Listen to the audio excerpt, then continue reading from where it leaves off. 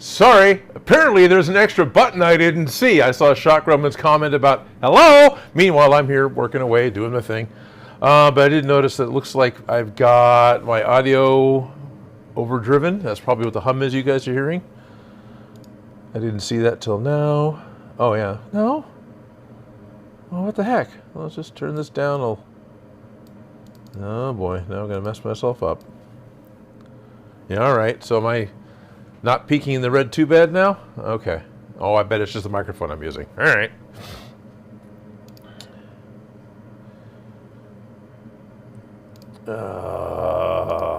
Sorry, everyone. Hello, welcome to the Technical Difficulties live stream. Hi, my name's Odin. I'm trying to figure out how the equipment I've owned for a decade works.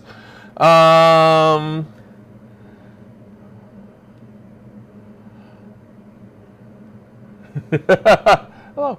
Cosplay Cleric. Awesome. Hello. Currently ads. All right, so hopefully things are working now. Still getting used to this. I'll blow that up a little bit so I can read that a little better. Yeah, a little more. Zooming the interface so I can read the chat with my old eyes. Alrighty. Not a stream without scuff somewhere. Yep, thank you. All right, all good. Hello, everyone. I have no idea how much that went out beforehand. Probably none. Hello, my name is Odin, and I'm here by myself today. Felicia's not able to join us today because she had something really fun and exciting planned for today. And there was... Thank you, camera. Thank you, camera. And there was no way I was going to tell her no on that. Thank you, camera. Wow. Well, welcome to the, yeah. Probably best for me to let that go. I can't. I'm just going to make it worse.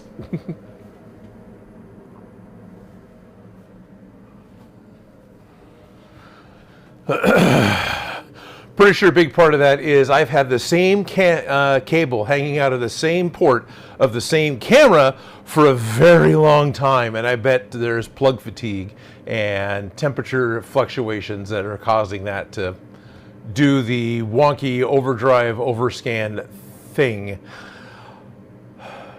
So Felicia's out today, especially for all of you who are trying to join in the future and trying to wade through this horrible start. So it's just me by myself. I never quite got around to asking Dan, saying, hey, Felicia told me she can't make it a while ago, and I forgot to ask you, but turns out Dan is also busy today, but he is still nice enough to jump in as a moderator in the chat. So hello, Dan.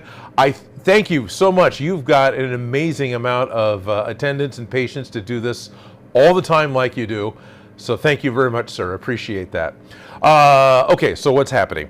Let's see. Last week, this is also a really big thing for anyone who's watching in the future. Last week, or last 2 weeks, last stream, I always speak about last time as last week because everything's a week, right? I think I joked about how I used to attend Burning Man 20 years ago, right? And I would talk about the previous Burning Man as last week. So this is something I've done for a long time. Burning Man's yearly, by the way, for those of you who don't know. Yeah, it's still happening. No, I haven't gone in like 20 years.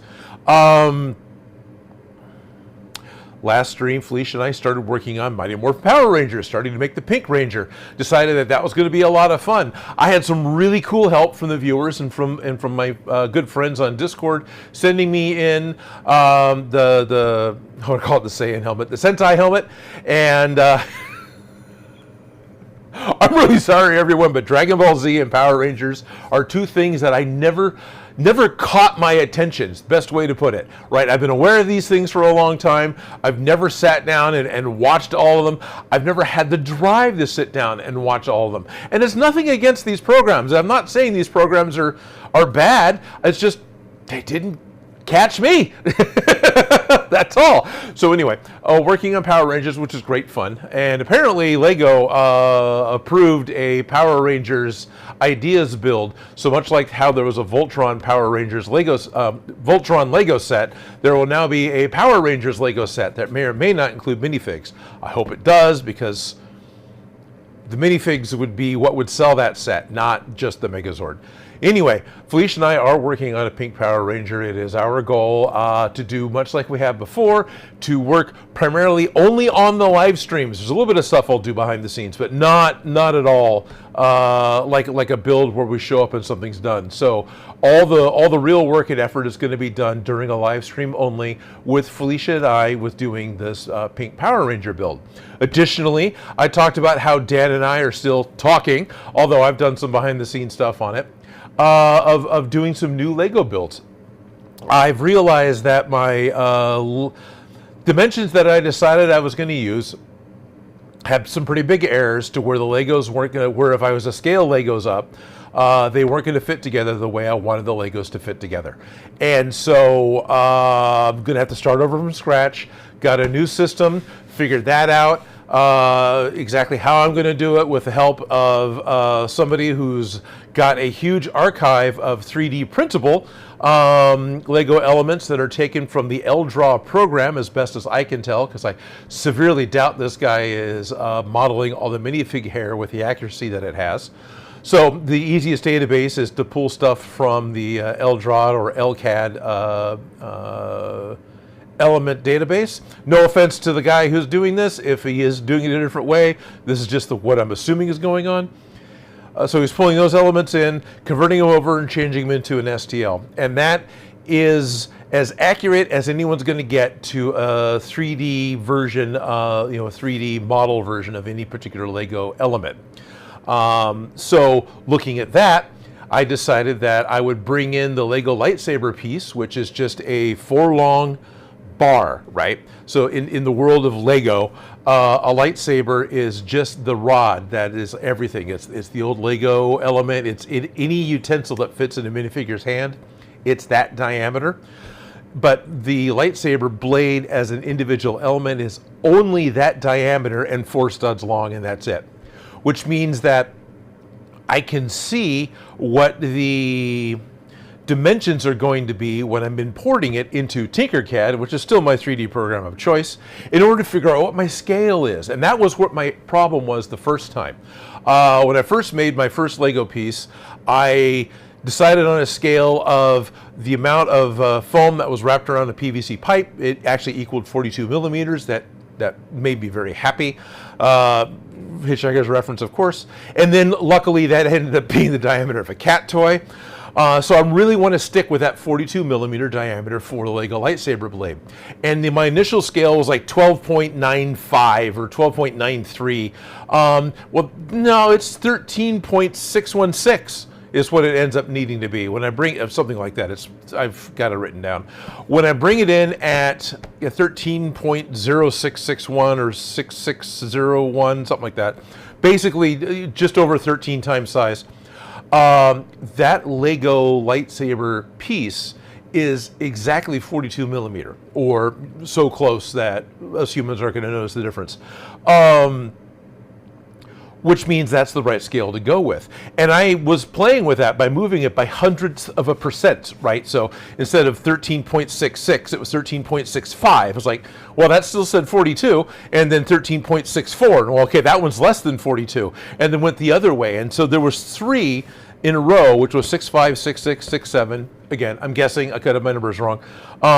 That all ended up saying it was going to be 42 millimeters in diameter. So I picked the middle one as being the most accurate of the 3, right? With hope. And so at this point, every element that I'm looking to build, for the most part, seems to be on this guy's printables collection of downloadable STLs. So I can just bring that in the Tinkercad, blow it up, and then take my digital measurements and not have the human error of trying to use calipers on a tiny Lego piece. Where's Stupid Monkey's Legos? Oh wow, did I actually move them? Oh, I moved them. So I was using calipers on some Lego pieces. And by measuring that, I don't know if you played with calipers, but even going against something as rigid as Lego, when I'm putting some pressure on the jaws in order to get the jaws of the calipers, right, because they open and close. When I'm putting pressure on, like, don't you do that. When I'm putting element on the stud, there's wiggle. I'll get an aberration within my screen because of the tension that I'm putting on my thumb, right? It moves it by 1/100th of a millimeter, right? 1/100th of a millimeter, 0.01 millimeter. But 0.01 millimeter blown up 13 times is, 1.3 millimeter, right? So it's enough to start making a difference. And that's what happened is I introduced errors with my math and with my measurements that made the bumps that I was doing wrong. And early on with all the Lego things that I was building, when everything was only connecting by a single stud, I was building a bunch of like single stud items, that wasn't a big deal. It didn't matter. If everything followed that same pattern, everything was gonna work. I wanna make a 1x2 and a 2x2, right? I wanna start making plates that have multiple bumps on them, and that's where the issue is. When the studs start to get smaller, you can't do take a plate and set it between the studs and it sticks vertically anymore because now the studs are too small and it'll just fall over because the gap is too wide. Right, so anyway, there's that whole project and that whole side thing of what's going on with it. I started doing some laser files because I'm going to laser cut the snot out of this stuff in order to try and start making some elements. I actually plan on just making a couple to make sure that it's going to work though I want it to work before I turn cameras on again. And then Dan and I talked about making like a new Lego minifig. I really want to make a Lego robot from the classic Space Guys. And I'm really looking forward to that. But that was kind of something I wanted to do with Dan. And even though I could have done the stream with Lego without it, I was starting to do that when Shop Gremlin came to me and said, I found the droid that I want to build. I found the droid that I'm looking for. For years, we go to cons, even prior to cons, I think, but we've been going to cons, we've been seeing like R2 and the SC Squad and all the other droid builders that show up with Astromech and all sorts of droids from Star Wars, and on occasion other robots. And Shop Gremlin has been wanting to make an Astromech. Kind of wants to make an R2 at first, but not really. I mean, but R2's awesome, right? And R2 would be awesome. He's a hero. Everyone recognizes him. R2 would be a great thing to build. But there's already 2 or 3 of them at the cons. And that's kind of more to the issue, is that can build one, spending the money and the time to do it, may as well build what you want, right? But at the same time, do we want a 3rd R2, right? Do we want a 4th R2 to show up to these cons? Or do we want to do something kind of fun and different? And so for a while there, Shop Gremlin especially, or Shop Gremlin and I both, were sold on the idea of doing R5D4. From Star Wars, R5D4 is the red Astromech droid that was part of the Jawa lineup with the very beginning of Star Wars. And that was the unit that Uncle Owen decided he wanted to buy first with C-3PO. And the blue one was going to stay. So the red one, and which is R5D4, is what Luke kept calling it, which didn't have a name yet, and C-3PO, the one that's shut up, you'll do fine. Somewhat lines from the movie. They're walking away, and then R5D4 blows his motivator. It just, a little thing pops out of the back of his head, a whole bunch of smoke, a little bit of oil goes by. He clears his throat, and Owen pitches a fit to the Jawas where you're pulling on me here, and they decide they're going to take the blue one instead. And that's what happens in the movie. Lore continues on, and fan theories that the 2 R2 units were talking to each other, because obviously they can, and R2 and R5. So R2 explained to R5 that, hey, I really need to go with these guys. I've got this great grander mission, and I know what's going on because I haven't had a memory wipe within any of the history of any of the films that any of you have seen. So I really need to go. So R5 self-sabotaged in order to allow R2 to go on with C-3PO and continue on with his mission. At first, that was kind of the end of R5, and then we see him later in Mandalorian, and it's all really fun. And so we like the idea of building an R5 unit because he's a character from the first movie. He's got some lore. He came back in the Mandalorian, and he's slightly different. But to be honest, I was never sold of all things on R5's face. And neither was Shop Gremlin. So unlike R2, who's got one big radar eye, right? R5 has got these three little aluminum pipes that stick out of the front of his head, and it's not a big deal. He's a different droid. Who cares? But still, it was missing something. So Shop Gremlin found the droid that they were looking for. This was a droid that was created, I think, for Rogue One. It was something I saw most recently. It was a background droid in Rogue One, but then another one appears in Rise of Skywalker. And so I think that's the one that Shop Gremlin found. And it was, what is it? It's an R6 unit. And it basically has the head of an R5 unit, but has the eye of an R2 unit. So it's kind of got a combination of all the really good stuff. It loses some of the brightly polished fire truck chrome stuff that's around R5's neck. So it's just R5's cone head sat down on his shoulders. He's got R2's eye, and of course, he's got a completely different paint scheme. So yeah, that's what we're building. And unlike Dan's and mine Lego project, where I'm primarily going to be building it in front of cameras and on stream, except for a few test pieces to make sure things are going well. And unlike the Mighty Morphin Power Rangers project that I'm working on with Felicia, which is pretty much only going to happen in front of the cameras with a few small exceptions. So those two things are being done strictly on camera. The Astromech build is an active project that is happening consistently, at this point pretty much nightly, and will continue to be. So on occasion on live streams, I can just bring parts out and say, hey, this has been our progress. A bit different. So today is progress. I'll bring some parts out shortly. I got a little bit of stuff I need to work on. So I talked for quite a while. Hopefully everything's working and I don't have to say all that again.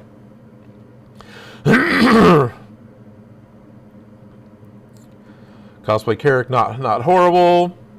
He's a cute pupper and deserves it. All right, this weather sucks. Yes, it does suck. Okay, can I... Where and how do I... All right. Is that going to help? I think I clicked something. So is the gain better on my mic? I think I clicked the dB boost on the receiver. Okay. Raid Shadow Legend ad. Oh, that's awesome. Way to go, Ad Vixen. It pushed you up, me to you, but didn't stop you, which is kind of nice. Oh, that's nice. He said 6-7. I did, not intentionally. Good evening, Steve Deitch. Steve Deitch. I said it right once years ago. Dan, please. Super Monkey says, really? Lego has some of the most exact standards for their builds, or is the issue with the calipers? Okay, so going back to me talking about calipers and Lego. Yeah, that's all human error. No, Lego has an insane standards with their builds. The single highest highest product tolerance on the market is Lego. I'm sure somebody could find somebody to counter me on that, but the consistency of Lego's tolerance, meaning the exactness of what the Lego parts are built, and that they've had this tolerance and maintained it pretty much since the beginning of their product. So you can take elements from the 60s and they still connect to elements you bought today. Is insanely impressive, and that is a level of commitment that like no other company really has to that extent that I'm aware of. I'm sure there's car companies and things. People are going to argue with me on this, but come on, it's a toy manufacturer. This is somebody who you wouldn't expect to have this level of tolerance, this level of commitment, but they do.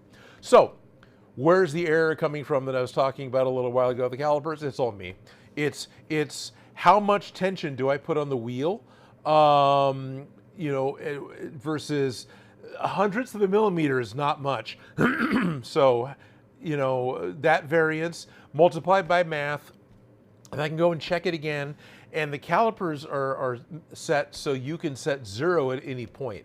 And so as I slide the calipers open and close, on occasion 0 gets reset and I don't catch it. And now I'm actually even measuring off to begin with and then have a human error. So it's all me, right? That's why I'm going to go with the other route that I talked about, where I'm not going to be bothering with the calipers and small pieces anymore because too many errors.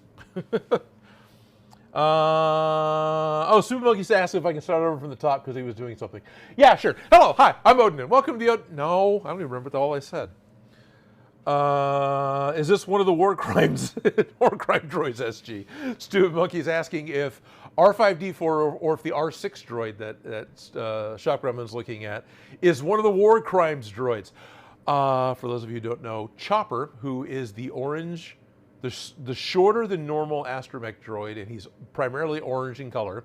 He has 2 mismatched legs, and his front third leg is actually a swivel caster wheel instead of being an R2 foot. That guy is like a massive war criminal. He's got more war crimes. He has killed more people, more Imperials in battle than pretty much anybody else, up to and including Luke and the Death Star, I think. It's hard for me to keep track of that, but that's the lore that I've heard, is that this guy he's horrible, but everyone loves him because, you know, he's a scrappy little droid.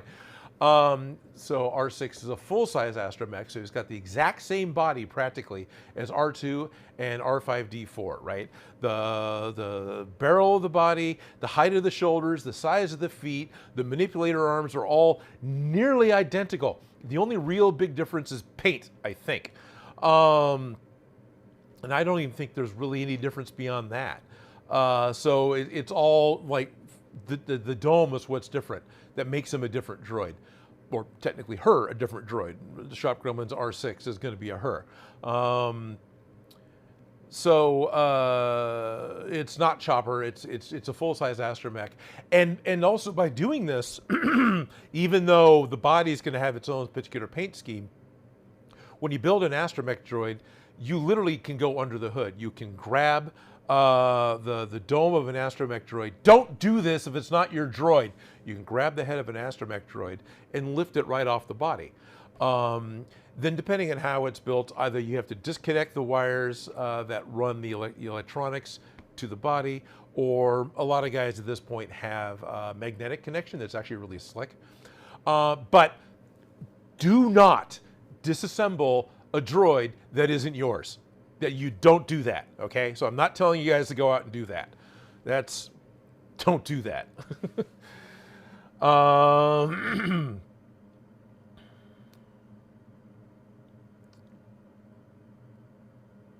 Suddenly very quiet, but audio is way better. Is it really very quiet now? All right, let me... Sorry, it was overdriven. Let me go back to getting this back to 0. And, oh, I see, I got my input here is way low, -10. Is that doing any better? Is that any better? I'm still, sorry. Couldn't do an audio check until I'm live, and then I'm too busy talking to pay attention.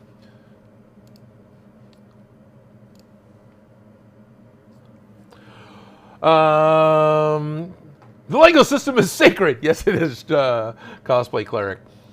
Okay, R2 isn't much better. No, he's not. More deaths than Jedi. Yes.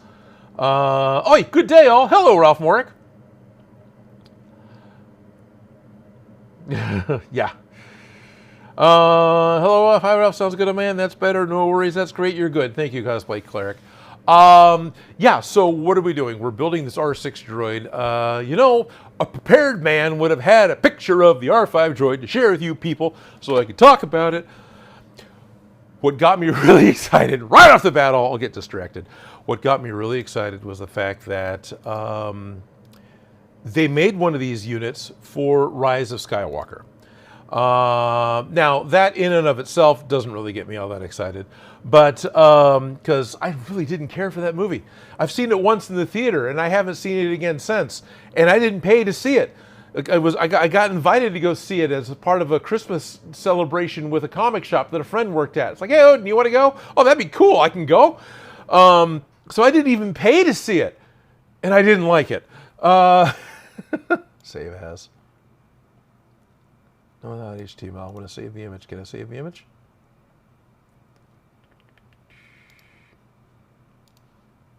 Let's do this. Oh, you're not going to let me save the image. Well, that makes sense. Of course not. There we are. Save image as. JPEG save. Media. We're going to go to the downloads folder eventually when the computer decides it wants to work. And we'll throw this in here. And okay. So, R6 heads. All right, where was I? I was rambling about R6 droids. Shop Gremlin's looking around at different droids, realizes there's this R6 unit. The R6 unit, I just saw this last night or yesterday. It looks like the R6 unit as designed that we are building first appeared in, I just said the movie, and now I can think of as Rebel Scum, which is what it's called. Rogue One. Rebel Scum, Rogue One. Yeah, kind of the same thing. First appeared in Rogue One, and that was an orange and yellow, orange and white droid. But then in Rise of Skywalker, they built another unit that appeared way off in the background of all the Rebel base scenes. I've actually scrubbed a little bit through Rise of Skywalker, and I can't find the droid, but the prop store, the auction house in the UK that I love going to because they have fantastic photos of props. They got a hold of the head from the production and sold it a few years ago, which means we have the best reference for this screen-used head that we can possibly have. This was likely pulled from the same mold that they made from Rogue One.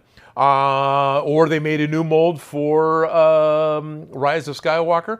But if you know the droids at all, the profile of this head is an R5-D4 head. There's that ring kind of around the bottom and the little inset piece. He's kind of got that squeezed top bit. That is also something that's part of R5-D4. But there is a ring of reflective aluminum that looks like the polished bits off of a fire truck. That actually runs around inside of that ring, so that ring is raised up by about 2 inches. On the R5 unit, I probably should find a picture of R5, I keep talking about it, that isn't here on this R6 unit. And so, and then of course, R5 has got those little, now I can't type and talk, R5-D4. And let me find an image that's more of his head and less of the whole body. Oh, there's nothing wrong with the whole body. R5-D4 head, dome.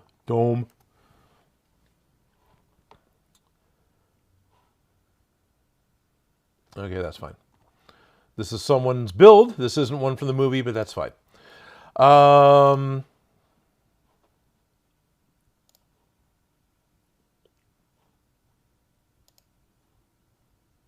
that's interesting. I didn't get what I wanted.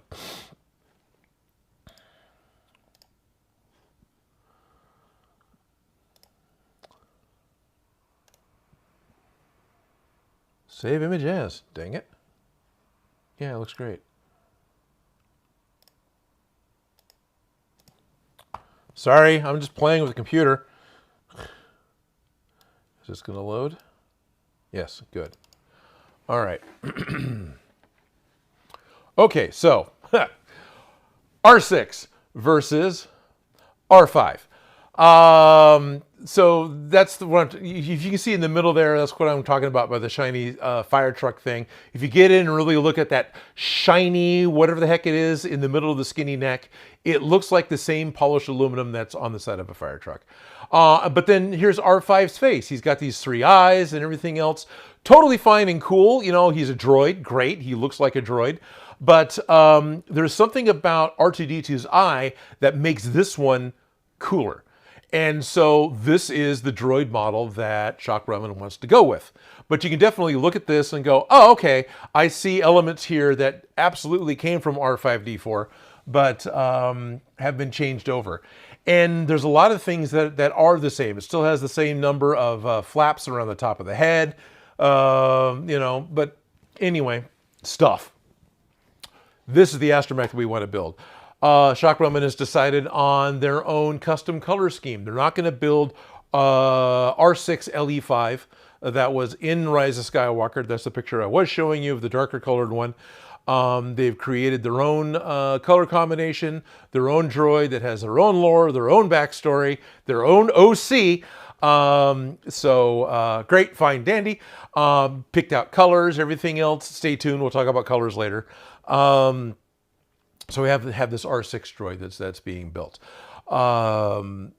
And that's just been a super hyper focus for the past 10 days or more. And it's been great fun. Yeah. So where am I at? Is that where I'm at? Is that all I need to be at the moment? Feels like I rushed through that. I've only been on the air for like half an hour.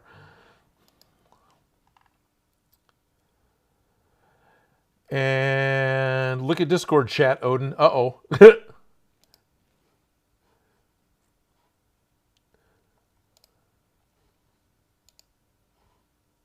Oh, yeah. Yep. Thank you.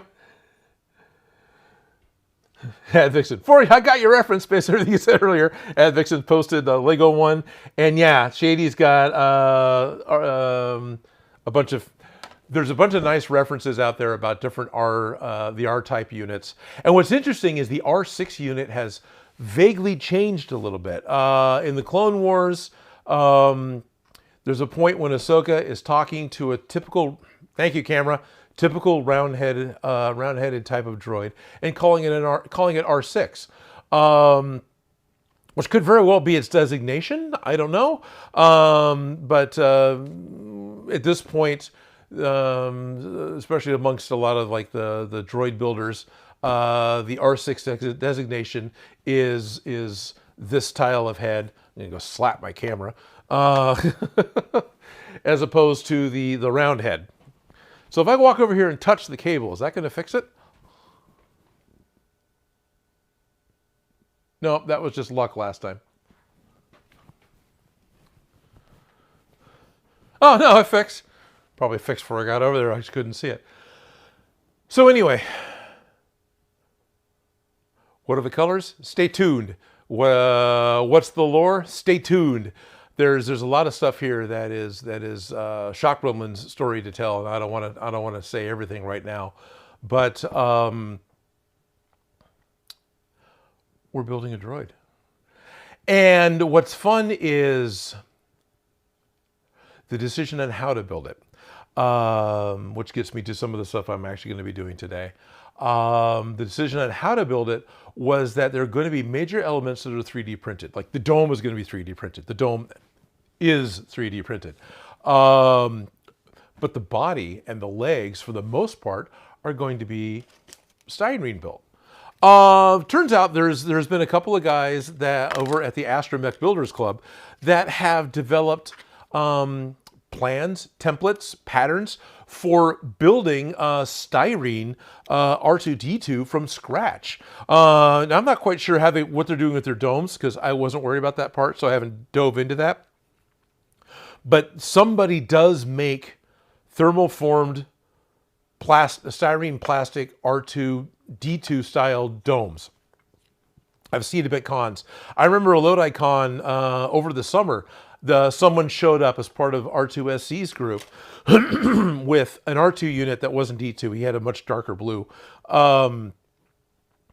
That was completely styrene built. And the guy said, oh no, this is fully styrene built. And he did it using a razor knife and a ruler. He's like, oh, this is really cool. This is, I get that. And so the plans are out there. And there's 3 or 4 different sets of plans. I was pretty set on one that was an older one that was developed in England a little while ago. But the issue with using plans from overseas is they're calling for the thickness of the styrene stock to be in millimeters, which is not readily available in the States. It is, but it's not easily available, right? It becomes more of a special order and you're paying shipping on it. But I have found other plans that look like it's built using the 1/8 inch, 16th inch, 3/32 inch, all that crazy fraction math that the Americans like to use. So using that thickness of plastic is what I'm going to end up using to make the body for R6, the legs for R6. There's a bunch of greebles that go on the side of the legs. Those are all going to be 3D printed. But the majority of this build is going to be done from styrene. And these were laser cut. These were a test earlier this week to make sure that I can get my settings right to be able to laser cut styrene, which doesn't laser very easily. So I can get the parts, get them cut out straight, and do it with a lot less headache, right? Where at the very end of cutting out the skin that wraps around the Astromech droid with all the little panel lines, I don't suddenly make one error that would just potentially ruin it. Not really, but thinking about the error I was thinking about in my head, it's fixable, but still, that would just suck, right? And the fact that when you laser cut something, you get a melted edge that raises up a little bit really isn't that big of a deal, because you get that when you're cutting with a razor knife. You start cutting styrene with a razor knife, and you're just separating the plastic. The plastic doesn't disappear, right? So you get this furrow from where you're cutting the styrene. So when you're all said and done, the very edge of the styrene is actually flared all the way around the piece you cut out. So you got to sand that down if you want it to be properly flat. Laser is making that little piece of cut go away. It's cutting out, it's like 0.3 millimeter wide is the width of the beam, something like that, or 0.03, something like that. And but along the edge of the piece that you've cut, it's welled up because it's got melting plastic that's coming out and over the sides. So it's really not much different. The big deal is you can't blast styrene with one pass with the laser. You can't just go and be done, because that much laser power just melts the poor styrene. And what really happens is, instead of cutting out a couple of pieces where you make your cut and you got your two pieces, instead of them being straight up and down, you end up with something like this, because the stuff on the surface melts more than the stuff in the back. And so all of your pieces have this angled edge. That happens a little bit with a knife too. If you're not perfect with how you're making your cut, it'll end up being kind of a weird angled cut. But with the laser, this could be really bad for trying to make something that needs to be built square. Because if you have this and you're putting it on anyway, by cutting it at a much lower frequency and going over it 9 times, Mrs. Bueller, I'm actually getting a really straight cut that's I'm happy with. I've found a fine middle ground of where this thicker styrene can be cut, and I can get a fairly square edge. I mean, it's not perfect, but it's way closer to perfect than I've had before.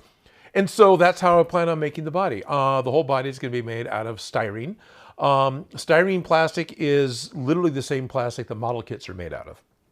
So for any of you who have ever built a model kit in the past, and it almost doesn't matter what the plastic model kit was, it's made out of styrene. There are Gundam parts that aren't styrene, but I do believe that, Dan, correct me, I do believe the majority of the body of the Gundam are still styrene. All the American kits are styrene. All the kits I've ever worked with that came from overseas were still injection molded styrene. And also, styrene and styrene derivatives are what a lot of toys are made out of, because this is a very stable plastic. It's UV stable. It's temperature stable. This weathers well outside. Yeah, it yellows from UV light, but it handles it. It doesn't break down as fast as some other plastics, like, say, PLA. So this is, I'm fine using this for building the body. Why do I bring up PLA? Because there's a filament that Shop Gremlin found that we're using to print with that's called ASA. PLA is what everyone primarily prints your 3D prints with. PLA is corn-based, basically, right? Some of the cheaper PLAs literally smell like caramel corn when they're printing.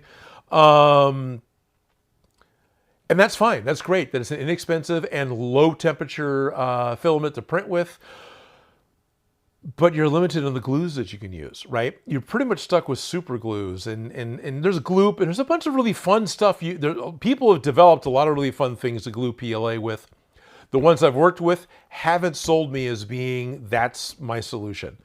You start getting into other filaments. There's PTEG. This is more like the plastic that like your drink bottles are made out of. This is what a lot of the droid builders use. PTEG is a stronger filament than PLA. And it has a high, it prints at a higher temperature, slightly higher, but a higher temperature, and it's more stable. So if you're going to print a big droid and going to want it to keep its shape and whatnot, it's a great one to use. And because of the plastics that it's made out of, you can actually use PVC glue from the hardware store, the stuff you use to glue your sprinkler pipes. They use that to glue the parts together, and it works really well. And we've done that. Shop Gremlin and I have built up a mock-up of something we wanted to make, and all the parts were PTEG because we had it. We wanted to see how this worked. The Droid guys talked about. This was like 2 years ago we did this. And it was all glued together with Christie's Red Hot Blue Glue, which is a type of PVC cement. And yeah, it worked great. You know, it's not super glue. It doesn't set up, but it sets up very quickly. And then another element, I'm getting to the ASA. And then another one is ABS, right? ABS filament is... it's ABS. That's what Lego is made out of. And that's what the black drain pipes are made out of that you see in the hardware store. So the white sprinkler pipes or the white water pipes are PVC, but the black pipes are ABS. And ABS, again, is a very stable plastic. It is one that you can use solvents on to glue together, right? That starts to become the key versus PLA, where you need a glue that binds them together. You can use a solvent glue that melts the parts together. And so there's ABS, and ABS works really well, but still as a filament, didn't quite have everything that Shop Gremlin wanted. Oh, another thing, a lot of the parts inside of your car are made out of ABS. So like your dashboard is generally, if it's plastic, is going to be injection molded from ABS plastic. So what kind of temperatures can ABS withstand? The heat of a car, right? That's the temperature. ASA is one step higher than that. ASA plastic is an acrylic styrene hybrid with a little bit of ABS thrown in, but it's primarily acrylic and primarily styrene. The S in ASA is styrene. And now we're getting back into model kits, which is what I've been building since I was a kid. And there's something I'm super comfortable with. This again is a plastic that is solvent cementable, meaning you can take a solvent and it actually melts the surface of the plastics, which then they liquefy and meld together. And then as the chemical flashes off, the plastic resolidifies. And now you've glued it together, cemented it together by melting the surface into each other. This is effectively welding, which is going to be a stronger bond than gluing. It still isn't a perfect bond. It's not the same as, you know, it being printed, because wherever you're doing it, it's still going to be a thinner point, so it can still break at that point. But the breakage is the tension of the material as opposed to the grip of the glue. Hopefully that makes sense. So I'm super excited about using it with this. It's trickier to print with than ABS. ABS isn't easy to print with. ASA actually wants a bed temperature higher than our bamboo P1 can do. There's a particular model number, but I forget what it is.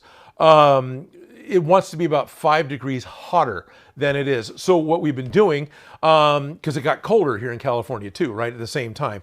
So why does that matter? As the bed, the way the P1 works, it's a box and the bed is at the top, and that's where the print head is. So the print head just moves around and then the bed lowers down, right? So as the print head creates heat and the bed creates heat, the top of the cabinet that the 3D printer's in, that has got a very comfortable temperature that is created for ASA. And everything lays down great. Everything fits really well. It's adhered to the plate. The temperature is such that the material stays adhered to the plate.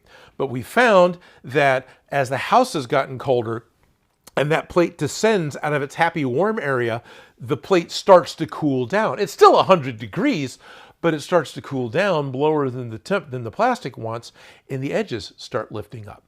And you can hear it, and you get this lifting action. And sometimes it's bad enough the entire piece comes off. Just because there's a slight temperature variance. It turns out this was the major issue I had doing 3D printing in my old shop. So I jokingly said, go throw a towel over the machine and keep it warmer. Turns out that started to work.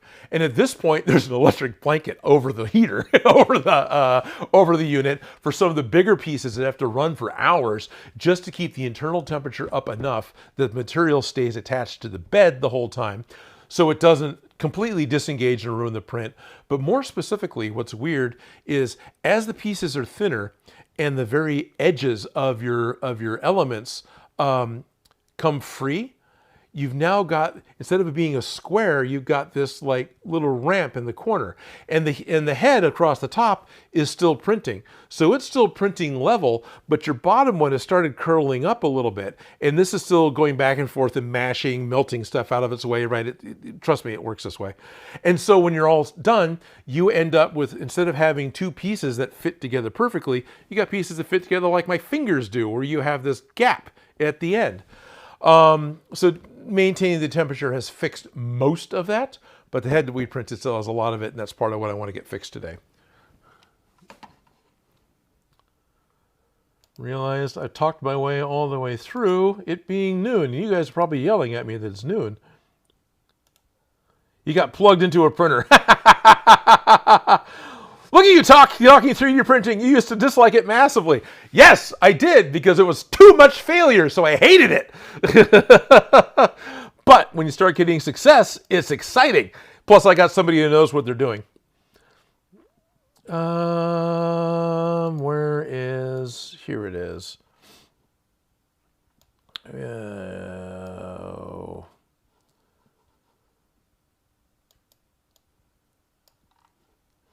Okay.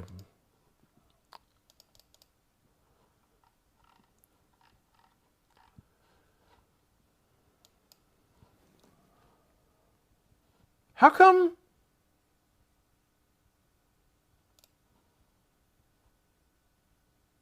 Pop out dashboard.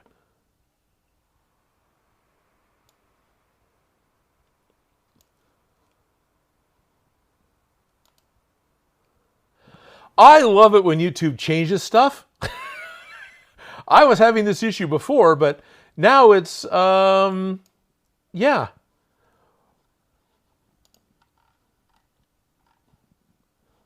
There used to be tabs recently. How do I, is it the cog? Oh, it's the cog! Probably was the cog last time too. No? Still not getting what I want. That's monetization defaults, mid-roll ads. Hey, how do I make this a public stream now that I'm going? Stream settings. Oh, there's the tabs. Dang it.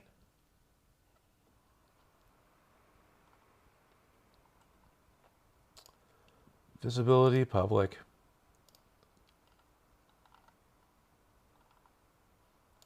Playlists, live streams. Done. Save. Sorry. Hi. Yeah, AdVixen, you're right. Look at me talking 3D printing when I used to just bag on it. Well, I was really discouraged by it because it never worked for me. It was really literally I could take plastic and cut it and get what I want way faster than waiting for the machine to fail. You know, and I got someone else who's way more in tune with making a 3D printer, maintaining a 3D printer to make it work. In my mind, it's making the 3D printer work. You do your job. You know, that's what's going on. But hey, it's a little late, but I finally clicked over to being live. Hello and welcome to the public portion for those of you who are watching us live of the Odin Makes live stream. I've been on a rant a little while about projects and 3D printing, but I'll be bringing out the project that we've been working on here in just a flipping minute. Yeah. Oh, someone's laughing. Hello all in chat. Hey, Ralph. Nevitz. Hello, Odin. Sup, ponies. Lewis is here. Sweet. So I've been... Quick wrap up. I've been talking to him for about 45 minutes now to all my friends over on Discord, because the first portion of every stream is set up exclusively for Discord members. So if you want to get in early and see that early stuff, if you want to have a voice that is easily heard because you were one of few instead of one of many, if you want to be able to talk to me and everyone else not during the stream easily, then please check out my Discord. You can get to that through patreon.com/Odin Makes. And yeah, you'll get much better access to all of us. Last week, Felicia and I started working on a Power Rangers build, and we're going to continue making a Power Rangers build. And I said last week again, last stream. Last live stream. Felicia's not available today. She's off doing something really fun. So I also talked about how I wanted to do a big Lego build with Dan. Well, I got distracted with doing a really fun build with Shop Gremlin, forgot to say anything to Dan, and decided that, well, I'll just go with the Shop Gremlin build today. Then I come to find out that Dan's busy, wouldn't have been able to do it today either. Anyway, so I was giving you the 3 tiers of projects that we're currently working on.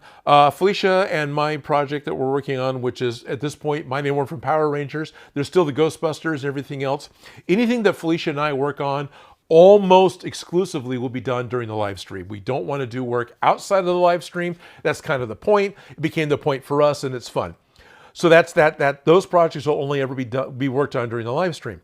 I want to make giant Legos with Dan. That project, I'm trying to make some prototypes. I've been doing a lot of behind the scenes figuring out the maths and getting figured out exactly how I'm going to get these parts built. I think I've got it. I think I've got it figured out. I started even making laser files. I could come out here and start cutting out pieces when Shop Gremlin came up to me with a whole nother project. So here's a project that is now an every night project. This has been a nightly, consistent background project with a small goal in mind.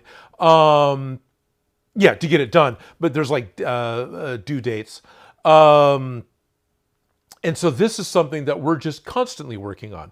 So when I bring this project out to a live stream, it's going to be more of a show and tell. And this is where we're at, as opposed to, you know, building it all in front of you. Shop Gremlin wants to build an Astromech droid.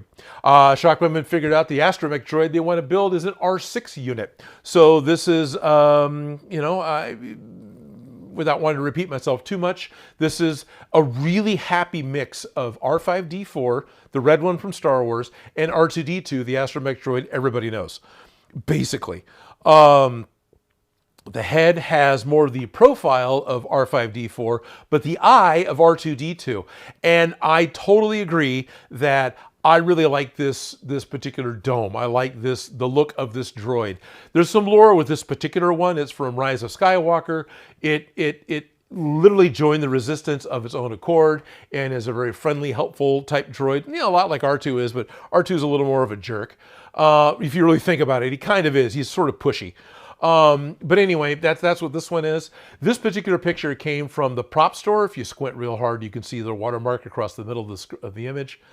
Because this is a picture of the head that they made for Rise of Skywalker.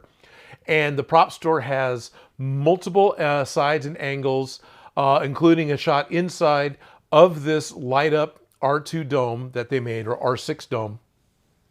And so this is the profile unit. This is the profile of the head that Shop Gremlin wants to make. Wants to make a full standing Astromech droid, wants to make it the R6 unit, which is, you've got the slightly different head. And oh, I'm hearing the dog. And what the heck is that noise? And so this is what we're building. And then we're building it out of ASA filament. I was just going off on a tear on how fun it is to work with ASA, but I really like it as a filament because it's sort of like printing the plastic that you know of from your toys, right? Especially like a lot of the old Star Wars toys were pretty much done out of a styrene derivative plastic, which is pretty close to what ASA filament is. And I like it that for a glue, I can use solvents to glue everything together. Yep. Oh, cool. Elixir's just, hello. It's just got 3D printer doing Felicifer's talisman. So I'm getting a whole lot of hellos here, which is really cool. I got a hello from Shavy D. Hello from Rossi Shirt. Rossi Shirt? Roshirk, ERT. Sorry. Hello. The Siri Brown. What do you make, Sir Brown? What are you making today, my friend? I was just talking about it. I'm going to bring it out. And so you're making an R6. Yes, Nevitz 007. Turple 07. I'm back. Did you do the barrel roll yet? I just put it on my Fun World Ghostface costume after 2 years of putting it off. How you doing, Odin? Doing pretty good, J-Man Fett cosplay. So we've been printing like mad. We've gone through a couple rolls of ASA filament, and we're actually getting somewhere. I got some parts I have to spill out.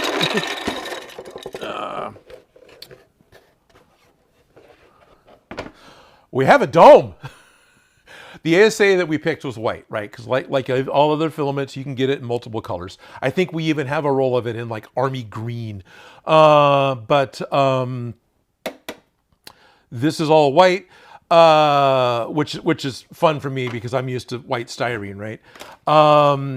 Yeah. We've got a dome. What do you want me to say? Where was I trying to go with this?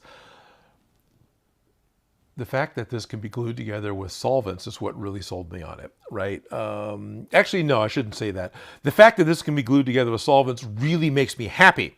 What really sold me on this as a filament is its high temperature resistance. I think, Shop Gremlin, correct me, I think this has a higher temperature tolerance than ABS by a tiny little bit.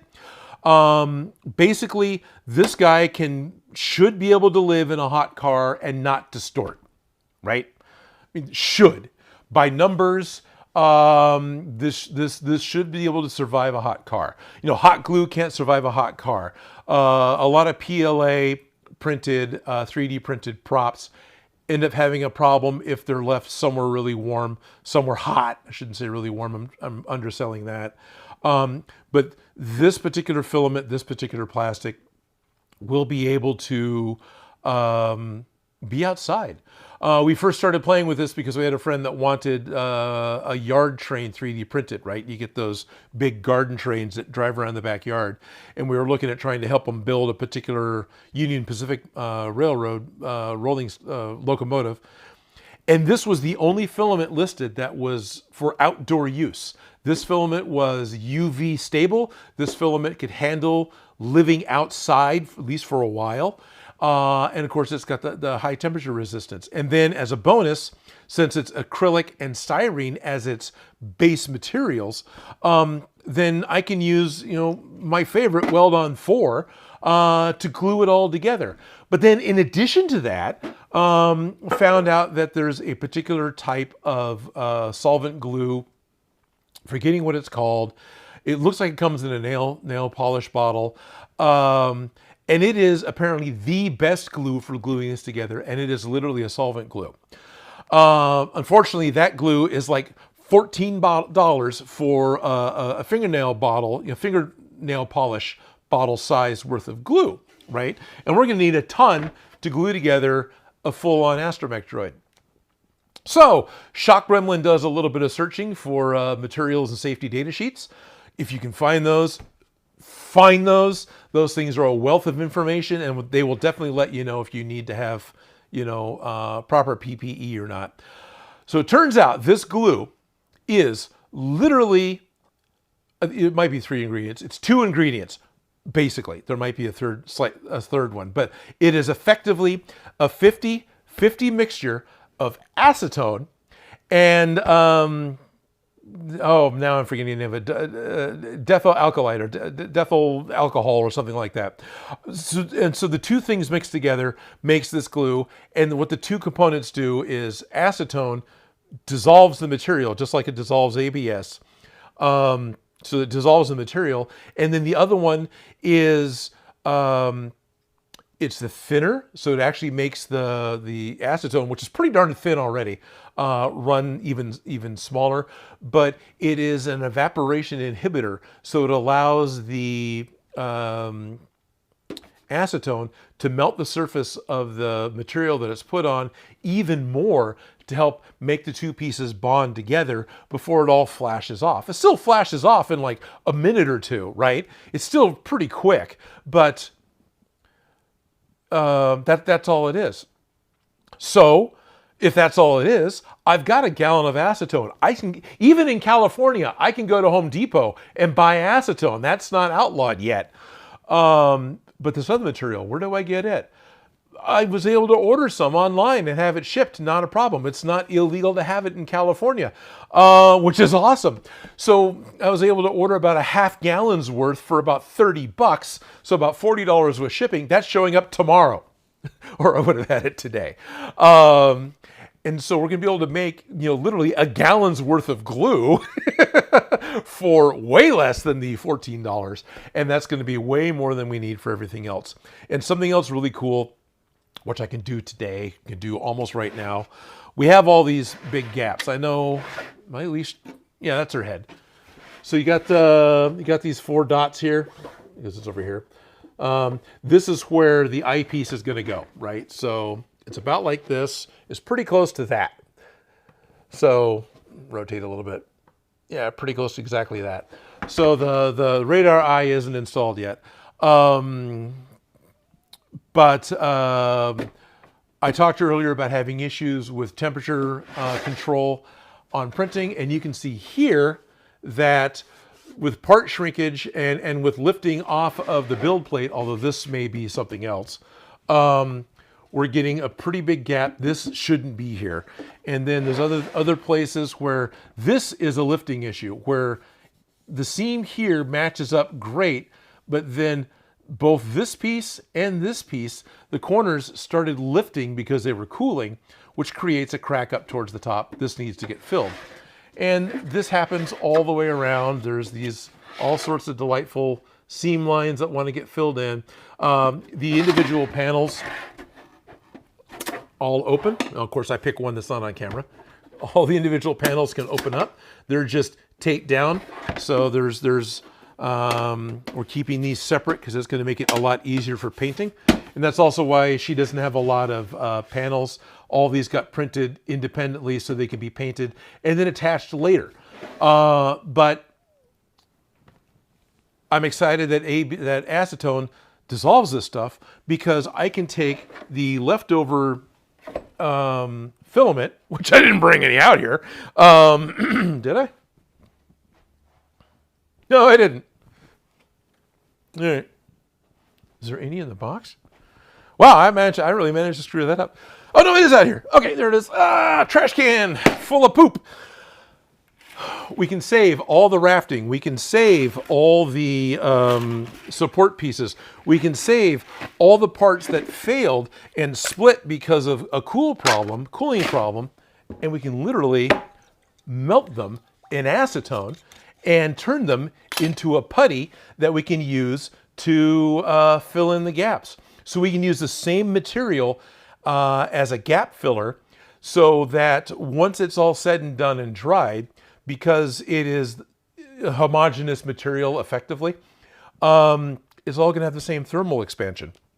That's just something that Harrison Cricks, Volpin Props, talked about years ago, that if you're putting a spot putty or a filler onto another material to get it to all sand out and be perfect, that's great. That is 100% the right way to do it. But you do run the risk of your home material, whatever you started with, whether that's metal or plastic or whatever it is, that's going to have a different thermal expansion than the putty does. And if you're going through extreme temperatures, you could create cracks as the edges of those things separate because of a temperature difference. But if I'm taking the leftover bits of ASA and melting them in a bottle, in a jar of acetone, I'm going to get sludge that is exactly the same material, and I can spread it, and it becomes a putty that is going to have the same thermal expansion. It isn't going to separate, or shouldn't. There's all these, I say all these definite things, my brain's like, yeah, don't make promises you can't keep. It really shouldn't. Of course, I'm grabbing all the big stuff. Shop Gremlin painstakingly went through and made really tiny pieces that would be easily fit in the jar, and I'm just grabbing the big pieces of raft. They're probably gnashing their teeth at me. But anyway, There's literally been YouTube videos where guys have taken a fish tank full of acetone and put a Lego Millennium Falcon into it, and it turned into goo. And that's exactly what's going to happen here. And you can almost already see it, that it's already, oops, well, I hit the wrong one. Are you gonna autofocus? No, you're not gonna autofocus. Okay. Super cut. It's already turning milky white because it's already dissolving the what plastic is in here. Now, it's still just, you know, this isn't a putty yet. It's going to take longer than this stream for this to totally melt down into a spreadable frosting goo that probably won't work as easily as I'm hoping it will, but as far as to work it, but it will work in the sense that I'm going to be able to take this thickened material and I'm going to be able to just spread it over where I need to as a filler, as a putty. And then when it flashes and dries, which, yeah, I say flash because that's the way of talking about how chemicals dry. It's not like it's kicking off like Bondo does. Once that's happened, I'll be able to sand it. That'll probably still take a little while for that to happen. I'm not working with a material that's fantastic like super glue where it's going to just set up instantly. This is still going to take it, you know, an hour or two to dry before I can sand it. Probably, but find out. So one of the things I wanted to do today is actually cut some of, I've got some high impact styrene sheet. I'm just gonna cut this and then I wanna glue it on the inside to help wall up the backside of some of these big gaps. So when that does turn into goo and I can start spreading it onto the dome, I don't just push it through into the inside. What's going on in chat? Butyl acetate, that was it. Yes, and in fact, what we ordered was N-butyl acetate. This is the other half of the material to make this fantastic glue that's supposed to be the best glue for ASA. And there's no functional difference between N-butyl acetate and butyl acetate, other than I think that's what the manufacturer called it. Could be wrong, but we couldn't find any material data to tell us that it had any kind of difference.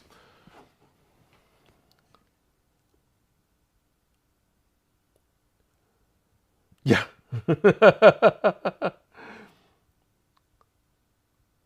Lewis is talking about the R2D2 Home Depot mods. Might give you some good ideas. It could. The R2D2 Home Depot one, as far as I know, because I really haven't seen one yet, is undersize. And the whole reason I started doing Odin Makes was the fact that things weren't the right size bugged me. And so I've really got a blind eye towards the Home Depot R2D2. But we are members of the Astromech Builders Club, the Astromech Forum. These are guys that for 15 years now have been developing plans, developing ideas, been sharing their blueprints because they've found the original Lucasfilm blueprints for building R2. So their whole goal as a club and a community is to get as accurate of an R2 unit as they possibly can. And that's actually where the styrene plans are coming from. I think that's where Shop Gremlin found the files for the R6 head. That being said, if you're not a member of the Astromech Club, and both of us are, then you're not supposed to be using the plans. And absolutely you're not allowed to share them. So as I build this, I can't share my templates. I can't share the parts that we've been using. I can share any new piece that we created, right?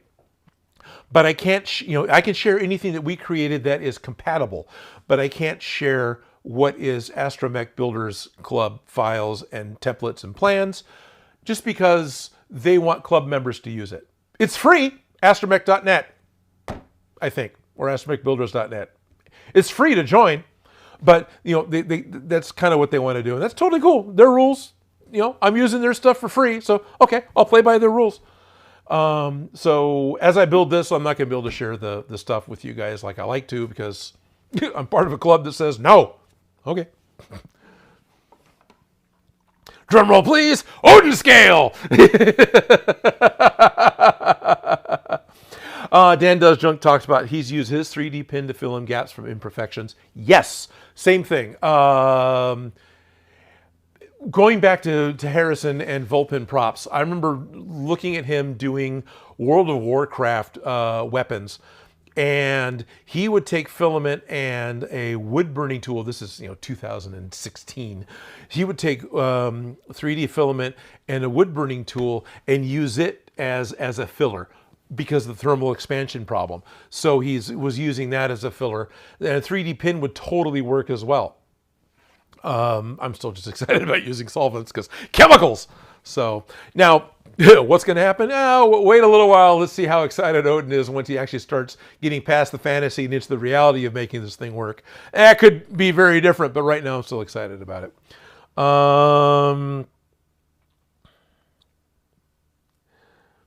You think the acetone plastic trick dyed black would make a good venom container?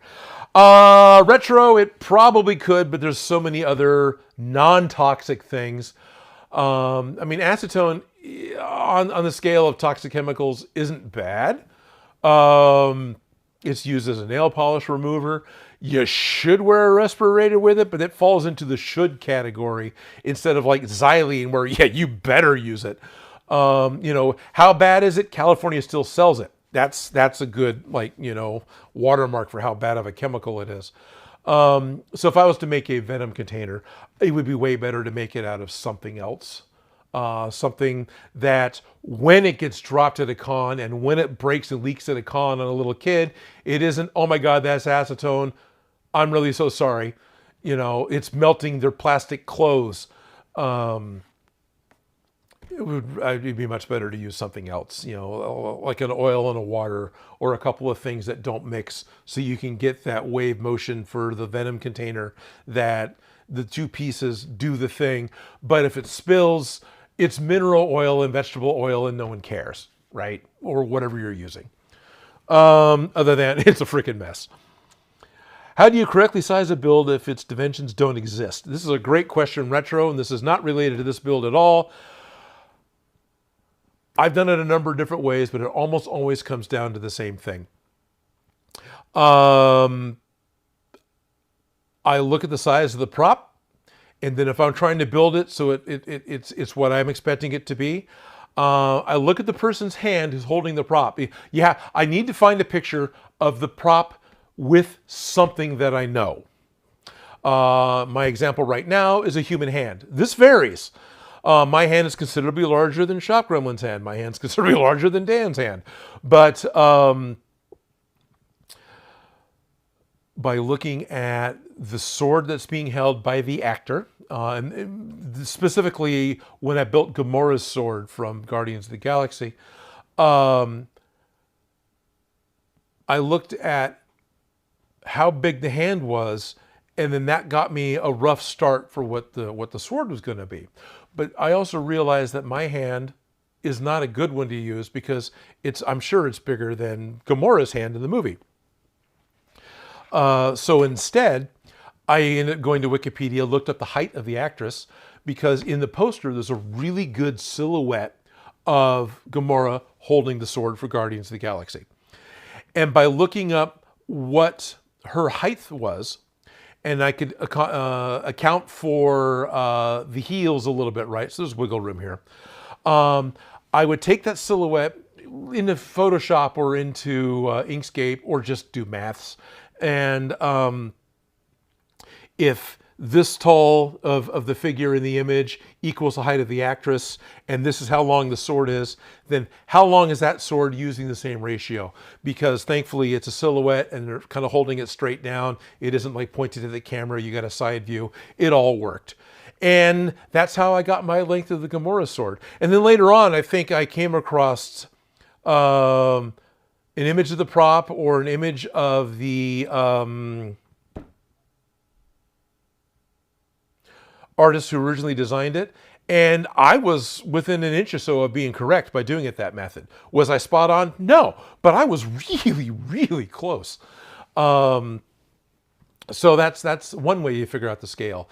With Mechagodzilla, where I'm not going to build it to true scale, I found the toy that I wanted, and then I stood in the same pose that the toy was in, so I could superimpose me over the toy, scale the toy in Photoshop until I would fit within it, and then start making measurements off that based off of the measurements of my body. Or you're looking at things that have a known size next to them. Prop store is great because when they're selling their props, they will routinely put a ruler down in one of the photographs.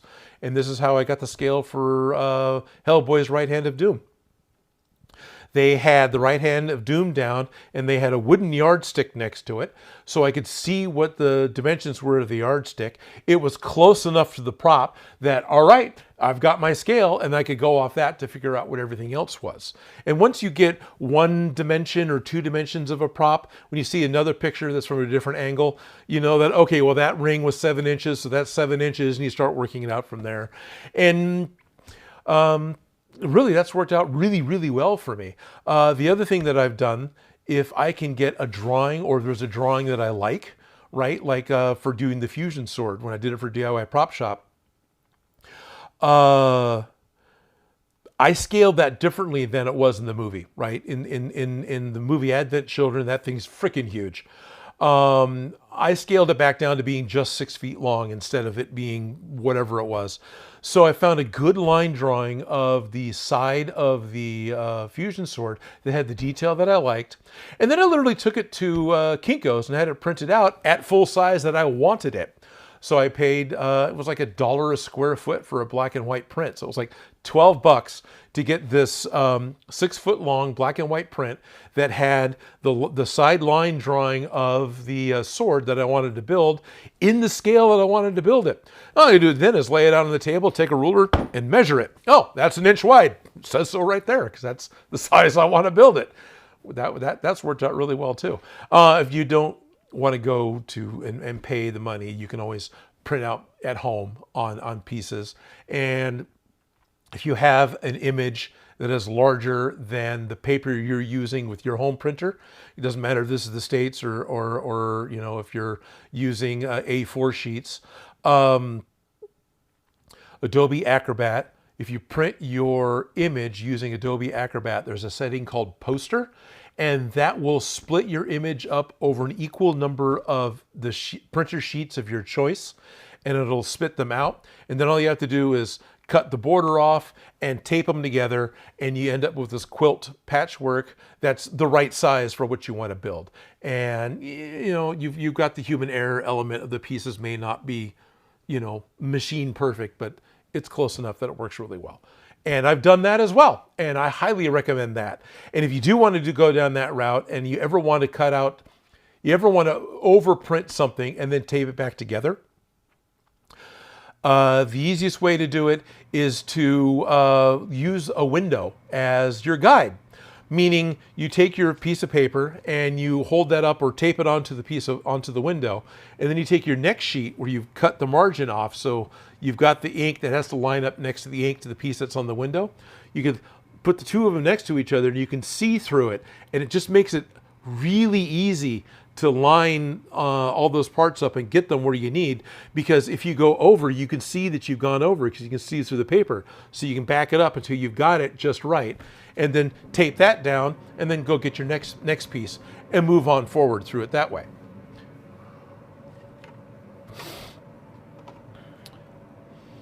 Enemy Lord, I'm going to answer a few more questions, then I want to sand and play with this. I'll go back and take a wood burner to it. Good! Shop Gremlin says, I've used a 3D pen with ABS filament on the Emmys that we did, because Shop Gremlin and I a couple years ago did 8-foot tall Emmys. This is the Emmy Awards, the television awards that America has. There are local chapters that do PBS stations and news stations, things that don't broadcast coast to coast. So one of those chapters contacted us to make a pair of 8-foot tall Emmy Awards. That's actually coming up again in June.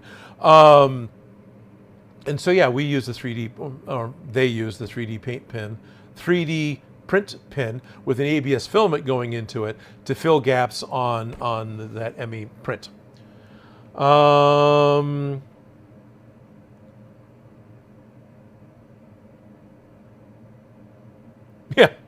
at Vixen, yeah. Talking about toys not being to scale. That's right, they're not. Toys are usually done to a scale that is the most cost-effective for manufacturing. And you'll often have pieces that are undersized or changed, especially if you're going to put something electronic inside of it. Then it may be scaled wider to accommodate for the electronics. And so the scale of toys isn't the scale of props. The Playmates Star Trek props were fantastic when those came out in the 90s. They came out with phasers and tricorders and communicators and hyposprays and all sorts of fantastic Star Trek props, but they were all undersized. Usually this is promoted as, oh, it's a role-play toy for children, so it's scaled for children. Well, no, yes, but no, it's also, if the unit is 75% size of the full size, it is considerably cheaper to manufacture. You can fit more in a case to ship to the store, and it lowers the price point so consumers aren't so reluctant to buy it. Those of us that are crazy collectors would rather buy the full-size stuff and don't care and will pay more to have the right size. They know that, so those get made as well. But for general public, for the mass consumption, things get scaled down and aren't full-size, and that annoys me.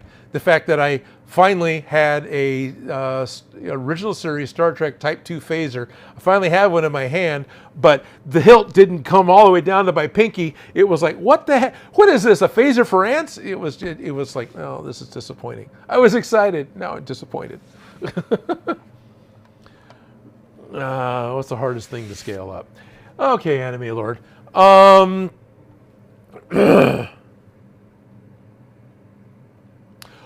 So what I want to do is work on getting the head put together. Bug. Don't roll off the table. If it rolls off the table and bounces on the floor, it will crack. The fact that we glued this together and it has the strongest it can have doesn't mean it's indestructible.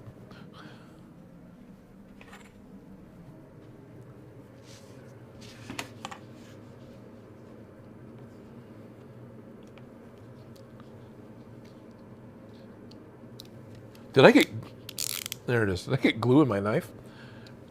So what I wanted to do today as a project to actually get going on stuff,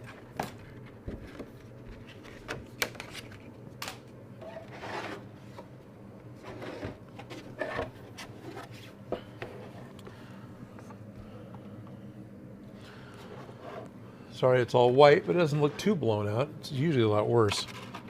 You can't see what I'm doing though. I'm just putting white and a white and a white and a white. Anyway. Oh yeah, that's totally blown out. That's never going to work. I wanted to take my strip of styrene and I wanted to glue it inside up against, wow. Okay, I can see it better over here now. Oh, I hit the wrong one. You guys can get dizzy me changing cameras too much. So this is the hole that I want to fill in. You can see the dark line. And then if the light hits it right, you can see that there is a raised piece.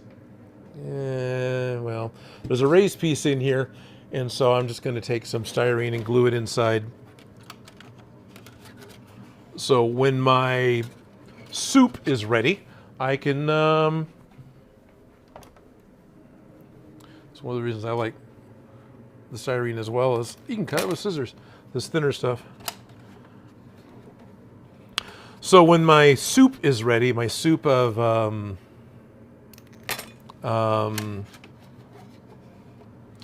ASA that's melting. Yeah, I probably should have measured that, but I didn't. Oh yeah, that's right. This piece split too. Okay. So when my soup is ready, I can start spreading it on and it'll help contain it on the backside. I don't want to put this on the floor. It'll get covered in all the muck that's on the floor.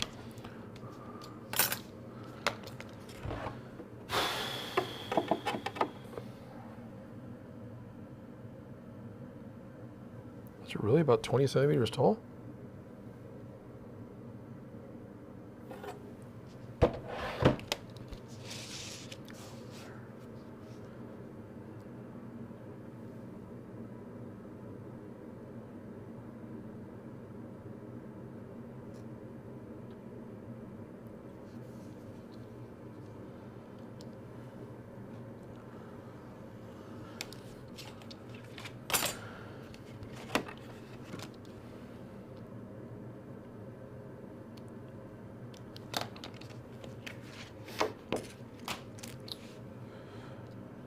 if I can,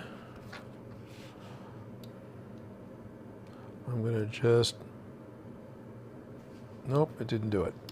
What I want to do, if I can, is put the slightest of, nope. All right. I wanted to put a curve into it, right? So it could kind of sort of match, but it's not going to happen. So next up is how do you glue the stuff? How do you, you're excited about these glues that you've got. You're excited about Weld On 4. What the heck is Weld On 4? And how do you apply it? I've actually used this in a few videos. So if some of you guys have, I've got a smaller container, so we just bought some new. Weld On 4 is a water-thin solvent, right? This is more than just the other chemicals that I talked about earlier. It's got a little more going on. But generally speaking, that ends up being the easiest way to, let me get the last of it out of the draining out. That's been the easiest way for me to get it from this container into the little bottle, and then absolutely keep this container closed because it evaporates very quickly. And then you have the hypodermic squirt bottle.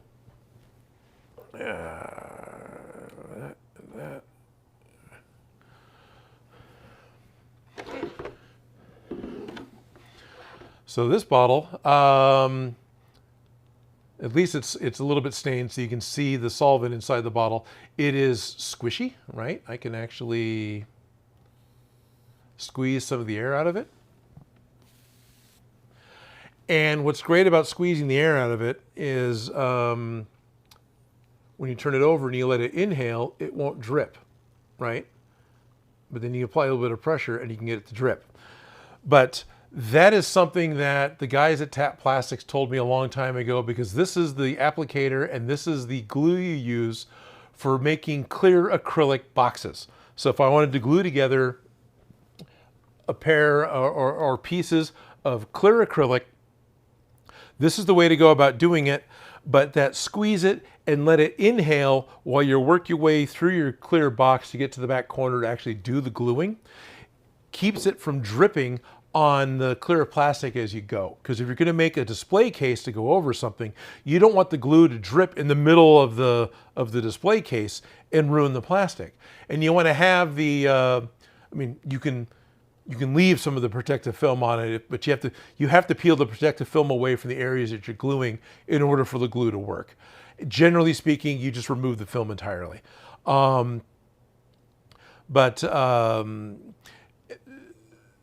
You don't want it to drip prematurely and cause a problem. And also, removing that film introduces a lot of static electricity to acrylic, which means the static electricity will actually pull the drips out of the bottle while you're going along the way and make it stick where you don't want it to stick, and make a little optical distortion wherever that drop of glue lands. So by it inhaling the whole way in there to the corner, and then you just stop the inhaling and let capillary action pull the fluid out of the bottle through the tube to what it's touching, and you can move along and glue things on. So I'm going to be doing the same thing here with my styrene, and I'm going to be, in order for this to be on screen, I'm totally off the table. And so what I want to do is I've got my piece of plastic that I want to put up against my gap. And then I know you can't see it at all. Sorry. And I'm literally squirting it. I mean, since I'm not working with a clear acrylic that I'm trying to make a display case, I don't care, right? I'm not as worried about the surface getting distorted. I'm not as worried about the fact that it's going to probably run down the outside, which actually doesn't look like it did, because I'm going to sand it, and I just want to glue the piece in. I want to reinforce all the seams, but primarily I want to fill in the really bad gaps.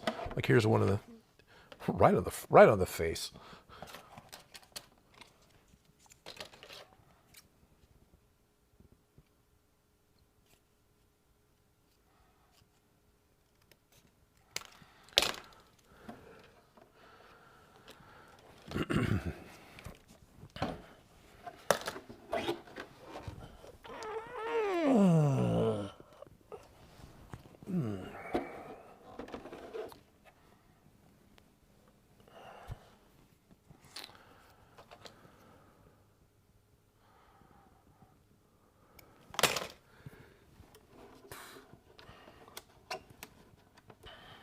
It's a little too tall. I am trying to be aware that on the inside of this head, there are other things that need to be glued in.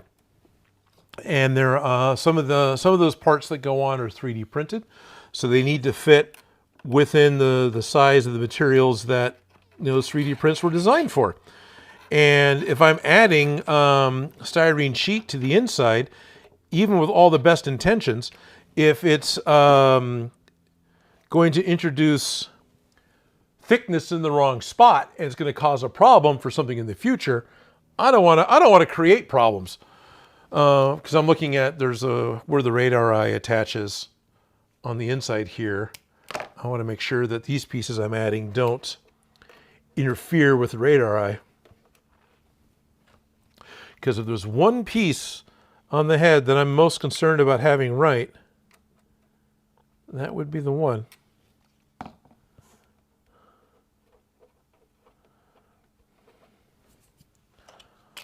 Okay. Give me a sec. I'm going to do my best to pluck away at my project and do what I wanted to do, but also try and pay attention to chat. So bear with me.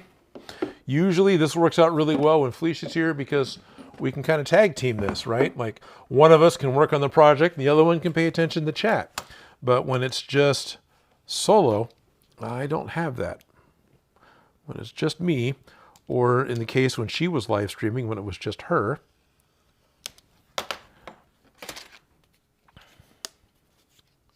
What's funny as I was talking about doing the droid stuff is I thought I would have the laser cutter all set up. I genuinely thought I was going to have like the laser cutter set up and I'd be cutting out parts and like making the shoulder pads. But the time got away from me on the weekend and on the days, and we kept designing more parts and 3D printing different various parts to fit inside of the droid, and so I didn't get out here and I didn't get laser cutting like I thought I would. And lo and behold, Sunday rolled around and, oh, yeah, it's time for the live stream, Odin, and you're not prepared again. Good job, guy.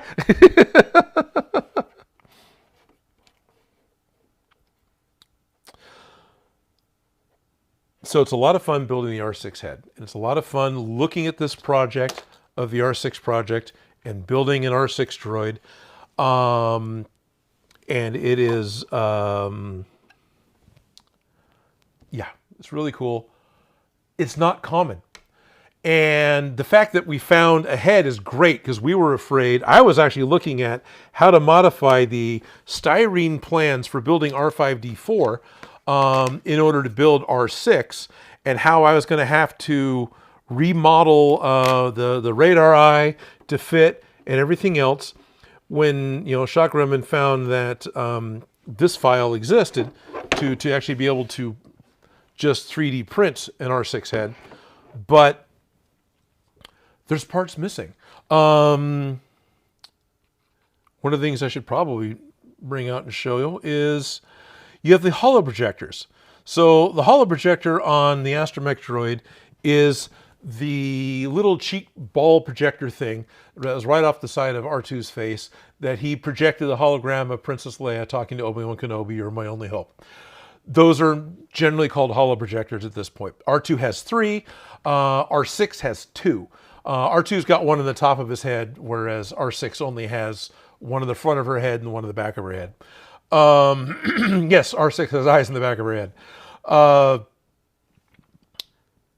This model didn't have the cradle pieces, which is this U shape in here. Let me get my hand out of the way. So there's this U shape. You can kind of, there you go, that's a little better. That wasn't part of the model. I actually had to go through and pull this out of the panel for an R2-D2 and reconfigure it so it could fit onto R6 and be able to be 3D printed and added in to the project. So yeah, that's in the shadows, kind of looking a little better. That's it in here. What am I on? Probably on the 1, 2, 3 block. Right, I can even see some of the glue marks from it being put on here. But the holo projectors are a 3D printed object that exists. As are some other pieces already. But this was something that, the projectors are the same because droids have consistent pieces, right? So the holo projectors are the same as the other Astromech droids, but they didn't have the fittings for this particular droid. Just like there are no hinge pieces for making these panels open, and that's something else that we're talking about trying to figure out how to do. And on and on and on. There's all these little things that don't exist for this model of droid because this isn't that consistent. This isn't something that most people are working on. Okay, good. That. There's that and that. There's that. I'm pulling out all the parts. Give me a second. That and this. Oh, and then lastly, that. I've got parts for 2 holo projectors in that bag, so I just need to break down to get all the pieces. Parts. Ooh, this is new. Oh, this is the other part that, right. Okay, right. Shop Gremlin talked about that, but I wasn't aware of it yet. Holo projector parts. So these are all printed out of ASA, except for the things that aren't white. This is a cabochon, I guess, is the way that's pronounced. This is it's just a hemisphere of acrylic. It's not a perfect hemisphere, but these get used a lot as like magnifiers. Like you can even kind of see it working here in the table. I know it's a long shot. I can zoom in, I guess. So you can see that it does kind of magnify a little bit. There's none when it's very little. But anyway, so this is just a piece of acrylic purchased from Tap Plastics for like $4. And this is the cabochon installation tool that has that this fits into. So this is how you can insert the lens. But what I've got going on here are all the parts to make the holo projector. I got sidetracked. All these are ASA printed. These are literally a seat light from a 50s, 60s airplane. But you got the projector, which is the globe with the lens thing on it, right? And it's hollow. And then you have a bezel, so this would stick out the front of the droid, and this goes through it. This is, if you're seated, sorry, it's all blown out to hell. If you're seated in an airplane, this is the part you would use to aim the light where you wanted it to go. And then on the inside of the droid, this piece happens. This gives a couple of legs for servos to attach to. So there's a post that comes off the back that the servos, so you can actually have servo controlled to make the holo projector look around. And then this is a piece that connects to make it hold into the head. And all these other parts. So there's that. This is the yoke that makes it move in the back. These two pieces are the holder that you can put this is specifically made to hold a PCB board that's from Astromech Pixels or Astromech Lights. This is part of the thing of the Astro Builders Club is they all agree on sizes and make things that support each other, which is really kind of cool. So this supports a readily available LED array that goes into a holo projector. This piece clips over it. So that captures the LED board without having to glue it in place by mechanically capturing it between two parts that snap together. And then this piece screws onto the back with a couple of screws, and it has this little cutout to let the wires go through. And then this piece is a tight friction fit that goes inside, and just all that is still enough for this to work, and it still can be disassembled. The lens, when it comes time to put it on, I'm not going to put it on today because this whole thing needs to be sanded and painted first. But the cabochon is the lens that fits inside of the holo projector. It just happens to be the right size, or maybe somebody actually hyper-focused and figured out exactly what this was, what model of plane it came from, what the sizes are, what the pieces were, what the materials it was made out of. It was a pretty cool read. But anyway, so this becomes the pushing unit that you can use to push the lens in, to push it into place. And it snaps in on a shelf that's down here. And then there's an internal bezel that goes over the lens. So you've got this, you know, kind of outside is a ring. It's got the very slight, you know, the back side's thicker than the front side. So it's got a very slight angle on the inside. So when it fits around, you get something that even looks more like a lens. It's a bezel. It gives it a finished look, right? So that's that. And that's what all the parts are for making. I'm still zoomed in over here too. I'll figure out where my camera angles are eventually. To put this together on your Astromech, pick a side that I haven't recently glued. So I'm not going to put the cabochon on now. I'm not going to snap together any of the pieces that hold the LEDs together, because I want to do that when I got the parts. So what I'm going to do is I will fit the bezel onto the ball, and then this onto the back. And so I'm on that camera now, yeah, okay. And what I'm going to want to do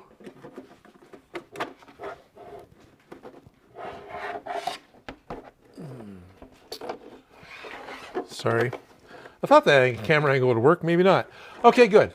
So all the pieces fit together, and then that just pushes through the hole of the Droid, right? And things can be arranged however you want. But then you have your locking ring, and this has a little tiny tab on it that if I hold it up against the blue tape, you might be able to see it if I can find the blue tape. There, you see that little tiny lip of a tab? That fits into this outer camera mount. It's got, again, can I see any of these? Can you see any of these? There's one kind of. That's really not easy to see. Anyway, oh, because this one has been punched out. The other one's been punched out. Give me the other one.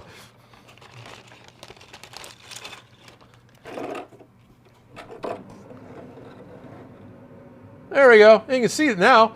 Yeah, got all those little. So the locking tab fits into that, and this is how this thing fits together. Sorry. So.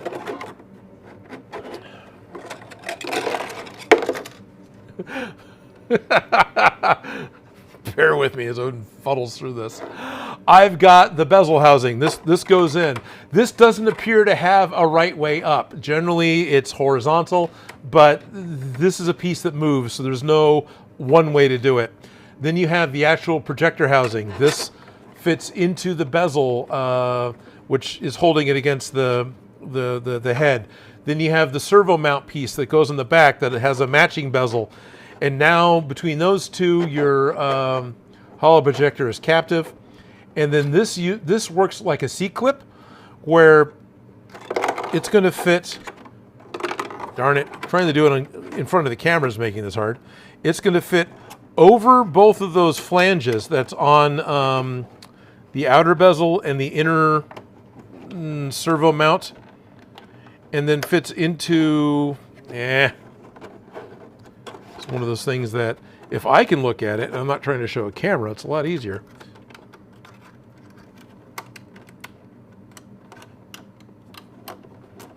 Of course, there's also the issue of, I tried this on the front one. Is the back one glued wrong?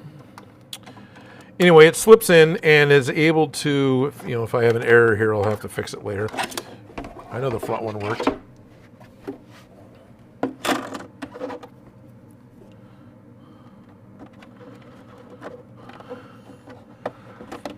Yeah. And then that little tab pops into into one of the holders, and it actually mechanically holds a holo projector in place, but still allows for all the parts to move. And by hooking up your servos on the inside of the head, then the you can remotely control where the holo projector is looking, and it gives the droid a little more life. And you know, in the movie, R2 moved it around. Not because it was servo controlled, but because Kenny Baker was inside and he was moving it, you know, which is cool. That's not really an option, you know, for me, or the fact that Kenny Baker isn't really available anymore. You know, all due respect, rest in peace. Anyway, that's kind of how that works and how that fits together. Trying to see if there's something I missed. I don't know. It's okay.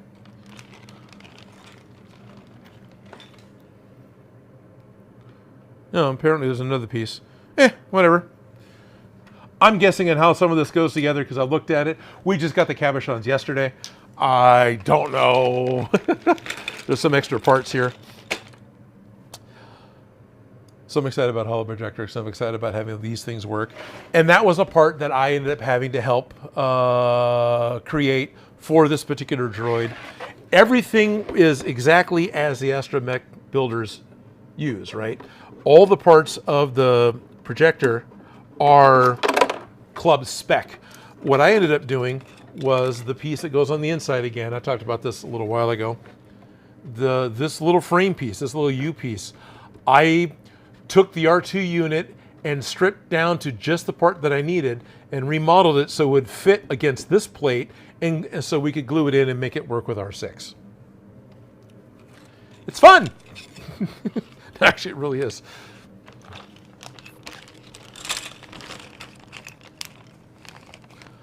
Probably should pay some attention to chat and get something else glued on here.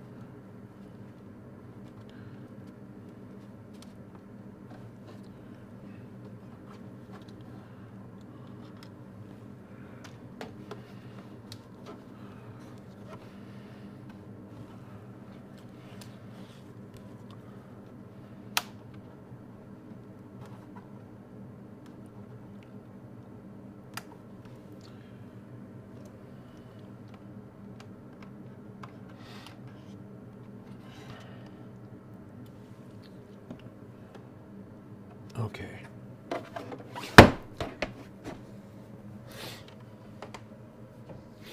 Schultz Division is here. Hello, Schultz. Hola, mates, for Dark Renegade. Hello. Aria 51's here. My kids have to dress up for an event coming up. Any suggestions on what we could do and possibly fast to do? My mind is a blank, is what Schultz says. Wow. Let me brew on that for a second. Dan says, it would be cool to do is to make an Odin scale Lego version of this exact droid. Yes! Going back to me talking far earlier about this friendly guy that's on printables that has all these parts that make it really easy to scale stuff up. He has the droid parts. He has the R2 head element. He has the R5D4 head element. And this would be the R5D4 head element. I'm totally down for that, Dan. It ends up being about that tall, I think. I've put it together once to see about where it was at, you know, because it's, if the Lego minifigs around here, you know, the R2 unit's almost as tall, right? The R2, I think, goes to the shoulder height of a minifig. He's pretty big, but that's what the way the Lego ones are. Astropixels. Technically missing a piece. Lewis Rand.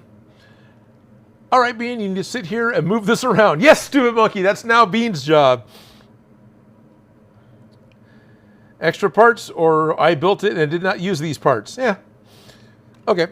Oh, fun stuff.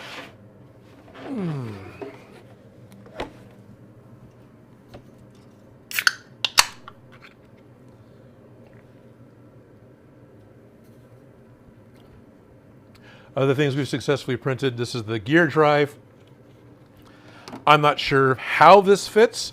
I don't think this attaches to the head, but this gear drive fits with the body and the Lazy Susan, and the head pegs onto the Lazy Susan. So this is how the motor rotates the head of the droid. You know, that's how the motor rotates the head of the droid. A big 3D printed piece.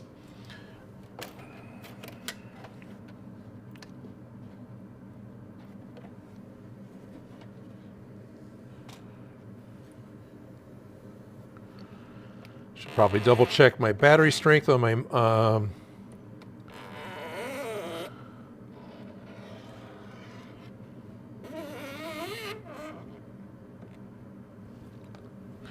I probably should double check the battery strength on my microphones because I haven't charged these in a while.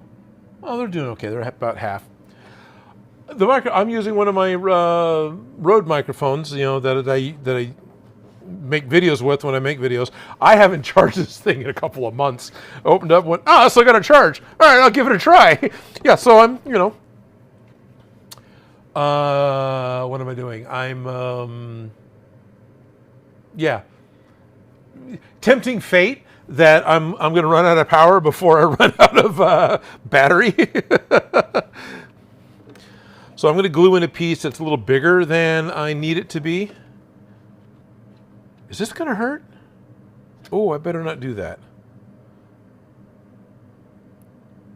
Because there's 3D parts that go inside, and I think they go in from the back. And I don't want to introduce more thickness in the... Oh, good.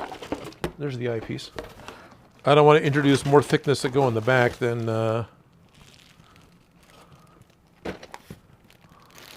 what I've got. Oh, no, they'll be okay. In fact, it'll probably be to my benefit. So here's another vent piece that was part of the 3D print file. But it doesn't have any kind of... it just fits into hole, right? Where's the hole? Here's the hole. And it just fits, but it doesn't have anything to keep it from just going all the way through. So I think I'm going to put a little bit of a lip on the backside. So when it comes time to have everything painted and glued together, because this bit gets painted, I think we're planning on painting this black, and this gets painted whatever base color this is getting painted. And by having them separate, it's going to be easier to spray paint them. Because, yep, planning on spray painting this thing. Yeah, so I need to do that.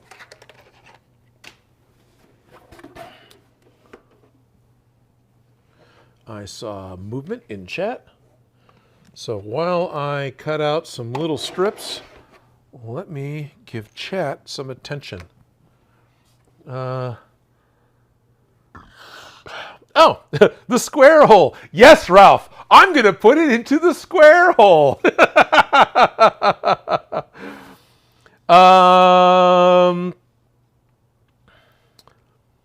Astromechs have 2 motors for feet and 1 for the head. Yes. Shop Gremlin's saying this. And they want to make this one do the 232, which is also motorized. I plan on putting as many electronic pieces into this thing as possible. One of the things with wanting to do the styrene build is you actually get a lighter droid. The styrene body of the droid ends up being lighter than the 3D printed droid. But then we're going to put all this well, it also ends up being, I think, thinner, maybe? Maybe not. Maybe not, because it has to have more structure inside of it. Anyway, yeah, it's going to be interesting putting this thing together. The nice thing about the styrene is the outside ends up being basically smooth. Instead of layer lines over the entirety of the body, the majority of the body is just the sheet styrene, and it's good to go, right, once you're done.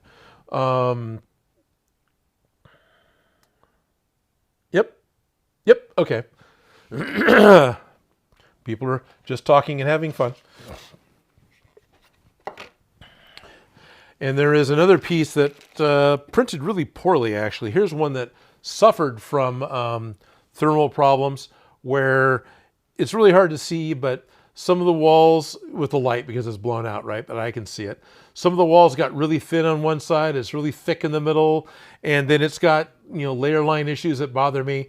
But at the same time, this is basically a bunch of squares. I'm going to completely re-scratch build this from styrene to eliminate those problems. This is where the 2 logic lights, those 2 matrix of little sparkly lights that R2 has, which I think originally were lenses with something behind it, but at this point they're individual LED matrix. That's actually an idea. We can put those lenses on there. That'd be fun. Anyway, I want to build this from styrene, so it's. I want to put the effort into building it from scratch from styrene so I don't have to put the effort into trying to make it square, make it smooth, and make it what I think it's supposed to be in my head, right? Where do I want to put my effort? I want to put my effort on making it, you know, making it from styrene. The vents don't bother me as much. They'll still need a little bit of emery board sanding, but these are pretty damn good, and they're going to be fine. That thing is just wonky. It's wonky the way it's modeled. I can see partly why it's some of the way it was modeled. For me, I've got a panel that's going to poke off the side of an inclined head, and I would want if I've got a head that's inclined and I got a panel that puts on it, I want it to be square. I want all the sides to be square. But the way it's modeled, and it might actually be one of those things where it looks better when you do it this way. Everything is done, instead of it being square, it's a parallelogram. So the top is still horizontally flat and the bottom is still horizontally flat. And that may be it may be an easier way to do it when you're actually designing it in 3D and originally, but that may aesthetically be more pleasing to the eye because all of your lines are following. But for me, looking at it, that's not the way that's going to go together. That needs to be a square box. So that's kind of what I want to do. Give me a minute and I'll go for a mile on something totally random. I hope that whatever my ramblings are, you guys are following along and find moderately entertaining and not moderately annoying. I need to make sure this is wide enough that I can glue it. Let's try this. This is totally by eye, by the way. I mean, I've got a ruler to make my cuts, but I'm not trying to measure out it being 4 millimeters wide at the top and 4 millimeters wide at the bottom. In fact, looking at it, I can see that it's about 5 millimeters at the top and probably about 3.5 on the bottom. Let's measure and see how close my guess on that is. Okay, so we're gonna cut. And this guy is about 6.5. And this side is 4. Yeah, pretty good actually. For someone who's not accustomed to working, I mean, I am accustomed to working with metric at this point, but who didn't grow up with metric and whatever else, yeah, I'm pretty happy with myself. I did the thing.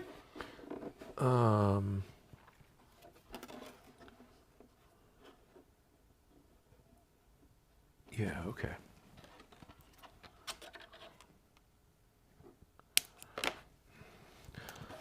I need my 1, 2, 3 blocks so her head doesn't roll off the table.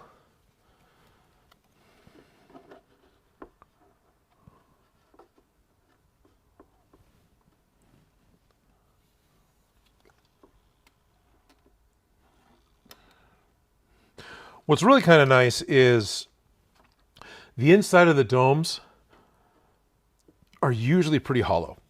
Not always. If you put the carousel, the things like R2 had a periscope that came up and a sensor scope that came up and launched a lightsaber and had a manipulator arm to serve drinks. All these things came out of his head. You can build your Astromech to do that, but that takes up space inside the dome. If those aren't in there, the dome's pretty clear. So I'm not scared that I am. Word this right, by gluing these little panels inside, that I'm causing an interference with future stuff. This stuff isn't big enough and thick enough to do that.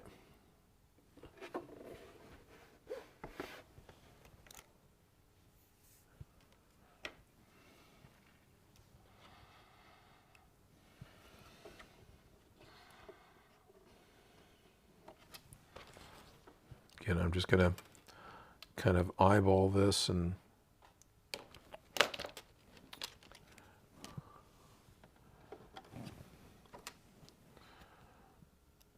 I'm going to cut this down a little bit. Yeah, that's going to be fun to do.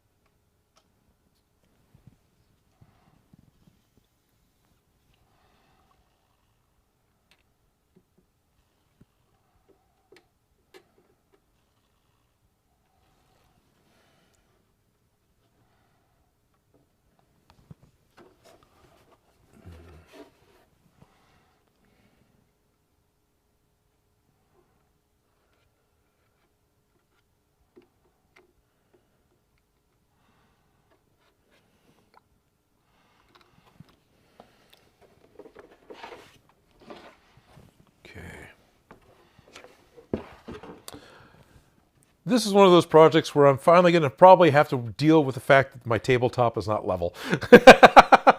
The surface itself is this wonky, yeah.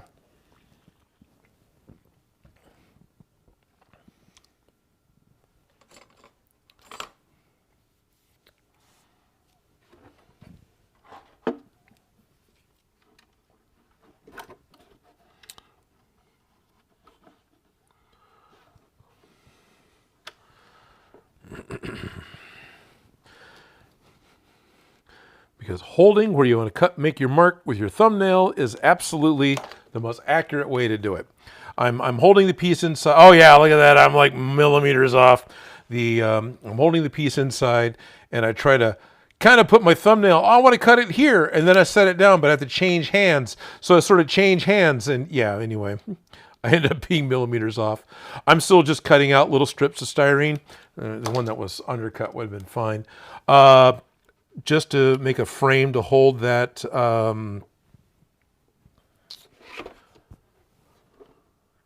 vent in place.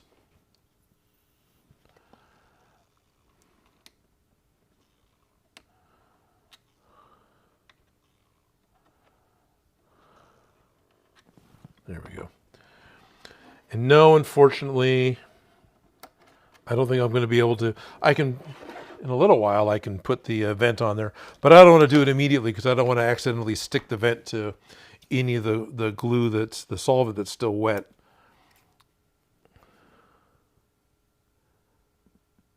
But I like working with styrene. I like working with foam. I like working with styrene. So I'm very excited about this project. Oh yeah, I talked about goals earlier. I talked about deadlines earlier. Guidelines, deadlines. So we've been talking to Steve Mead, who is R2SC. He is the primary droid builder and droid builder club that we interact with at our local conventions. And he's been constantly teasing us about building a droid. And we've constantly been telling him, no, we want to. That's a goal. That's what we're trying to do. It's happening. So Shop Gremlin's been sharing pictures with Steve Mead of the progress. And Steve said, oh, that's great. Are you going to have anything done for Stockton Con to show off? Stockton Con is a little over a month away. I think it's the very last weekend of February, 1st of March. And yeah, we're going to have a head for sure. And we're going to take that to Stockton Con. And then Surf City Comic Con contacted me recently.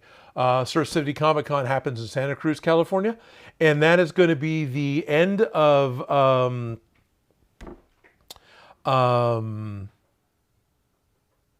April. Sorry, distractions. No, it's not the end. It's April 11th. So April 11th. And we're trying to get, wow, talking about that. Yeah, so that's still all of March. Hopefully we'll have a more of a droid. I don't think it'd be really cool to have a static droid that doesn't do anything done for Surf City Comic Con. So that gives us 3 months, not even that, to get this done. But, you know, currently this is a nightly build. This is something that gets worked on all the time. So yeah, it's possible. I got distracted because the TPU part got brought in here, which is kind of cool. TPU is a flexible 3D printable filament. And we have some purple. This still has the rafting on it. But let me just, oh yeah, that's going to happen. Let me get a hobby knife and cut the rafting off. So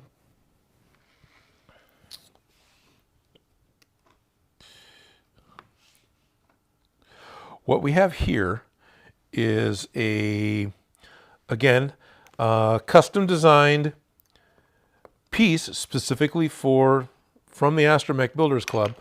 This is the control arm for moving the holo projector inside. This is a print in place flexible element. TPU is a rubberized filament. And by this attaching on top of one servo and this attaching on top of the other servo, and then this pops onto the back of the hollow projector, as these servos move, which is all this rafting makes it hard, right? So this one rotates out, it pulls it one way, and this rotates out, it'll actually maneuver, it's a controller arm to change and make the hollow projector move around. Brim, okay, thank you. The brim keeps it from coming off the plate. I keep calling it rafting, sorry, that's something else. Brim. I heard the rafting term in, I swear that came from lychee slicer, but I could have called it something else. But this is by having a bunch of extra brim on the very first layer, so this is a single layer of this material. That knife is not sharp at all, or this stuff is way tougher than I think it is. I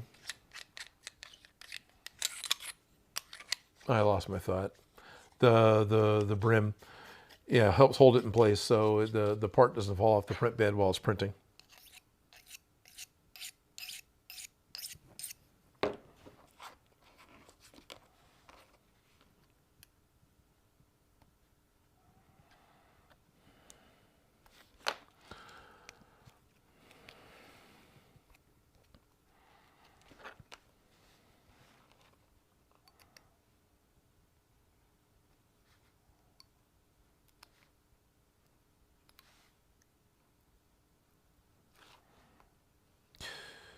Some more of these parts needed to build.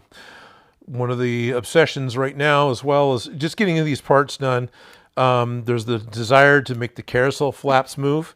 And we've got some of the hinges that are for the R2-D2 units, but those go into a hemispherical head or dome, whereas this one's not. So those need to be changed. And also R2 only has 6 panels. R6 has 8.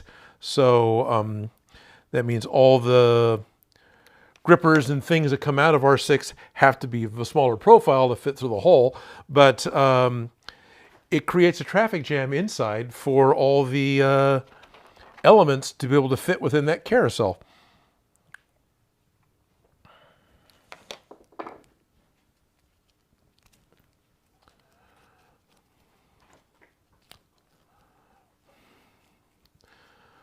Unlike the ABS and ASA, TPU is not something that I can melt and reuse as a filler.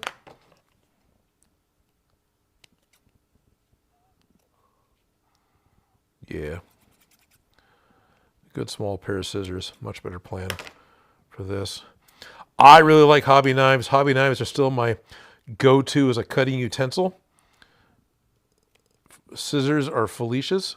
We've had this discussion. In this case, scissors are the right ones to go for.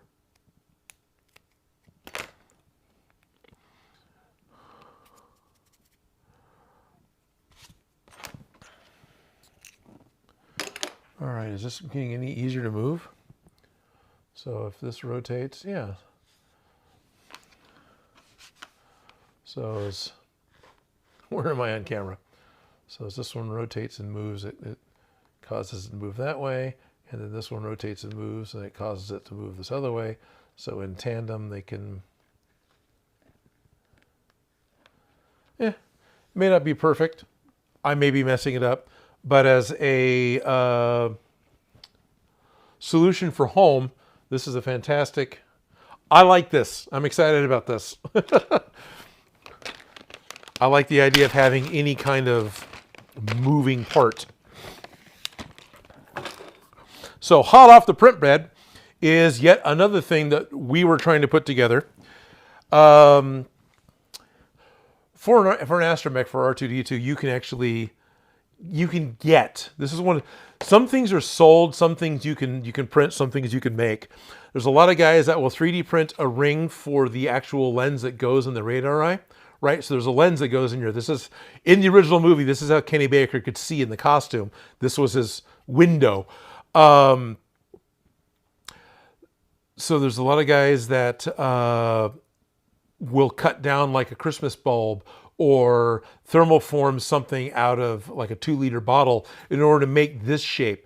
Because this isn't a perfect sphere. I can't just take, I can take a 3-inch Christmas ornament that separates, that I can buy at Michael's, and I can just stick it in here. Or I can get a 100 millimeter one and cut it down to size, and it'll be kind of closer to what I want. But it isn't, like the cabochon, this isn't a perfect, slice of a hemisphere. It's kind of a squashed dome shape. And so what Shop Gremlin and I were looking at and talking about doing, just got done 3D printing what we're going to use as a mold. So this is the negative of that dome shape. And what I want to do is wax this, right, with just paraffin wax, and then fill it with hydrocal. Fill it with basically plaster of Paris. I've got some dental stone, some really hard plaster that's also really old, so I need to use it up. But I want to make a puck, is what they call it, like a hockey puck. And this is made to be slightly undersized. So once I have that stone piece that's got the dimensions that I want, we can take a piece of translucent acrylic, either smoked acrylic, or Tap Plastics actually sells a really cool LED black acrylic that you can't see through, but the intensity of an LED light, it comes through. They use it for panel lights that are like invisible panel lights, where you have like Star Trek The Next Generation, where you have this black panel, you can't see anything, and then it turns on and you can see all this stuff. So it becomes, translucent to an LED light behind it, but you can't see through it. So we want to do that, because probably going to end up making it light up. But by having a piece of stone, we can set that in the oven, because about 350 degrees, it's not terribly hot, is the temperature you need to thermoform acrylic.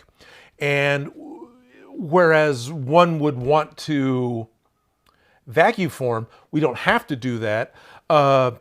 Just heat up the plastic, put it in a little frame, suspend it in the oven, heat it up to where it starts to droop. Then you set it down over the stone, and then just take another piece of anything that fits over it that's around. I'll probably have a piece of cardboard tube around here that can just finish pushing it down, and that'll create the dome that we want that fits inside here. And this piece was made to fit this size head, so it doesn't have the ring inside that the R2 builders have, that their dome lights fit into. So whatever we do has to just fit within this frame, and so on and so forth. So excited that this got printed, because this failed a few times last night. So got that going. Welcome to ADHD Theater. And as I talked through all that, does that mean that my frame piece that I was trying to make, let's give R6 a booster seat so we can show our event off to the world. Oh boy. Hello, hell, how's it going?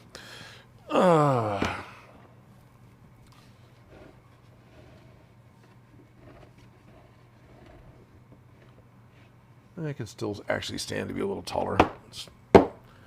Let's go to 3-inch side.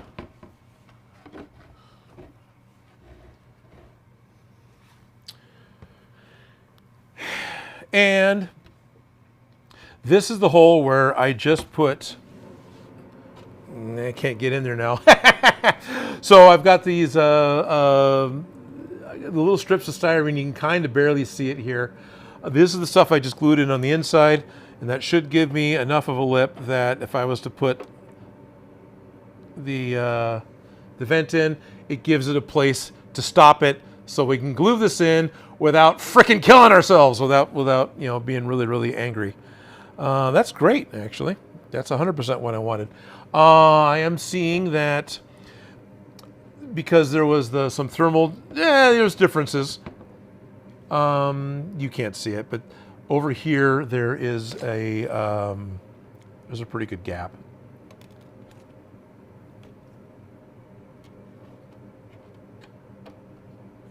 Good enough, I can stick a piece of styrene into it.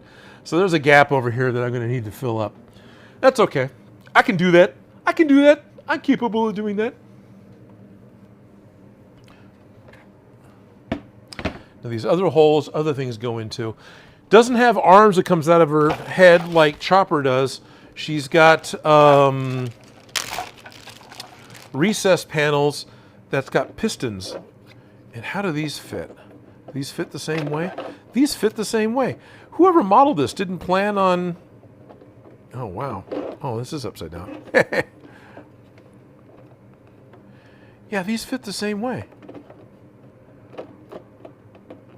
So this needs some serious sanding. Oh, wow, this is going to need some real help. Okay. I thought these things, because... Don't forget to show the people at home, Odin. They don't know what the hell you're talking about. They can't see anything. Of course, now I set it up on blocks. And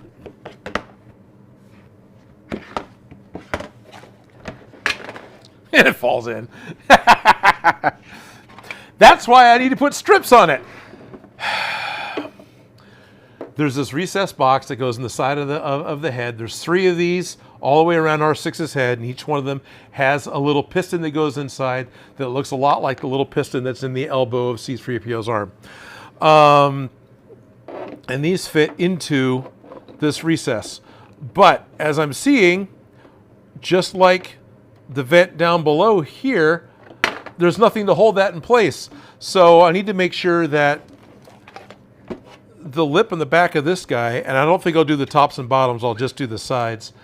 As long as this is the same thickness as the wall, I'm going to glue strips in, so when it comes time to put these in, there's something to hold it in place. Wow, I can't believe that that's... But this needs some sanding. Or it's just not quite in the right spot.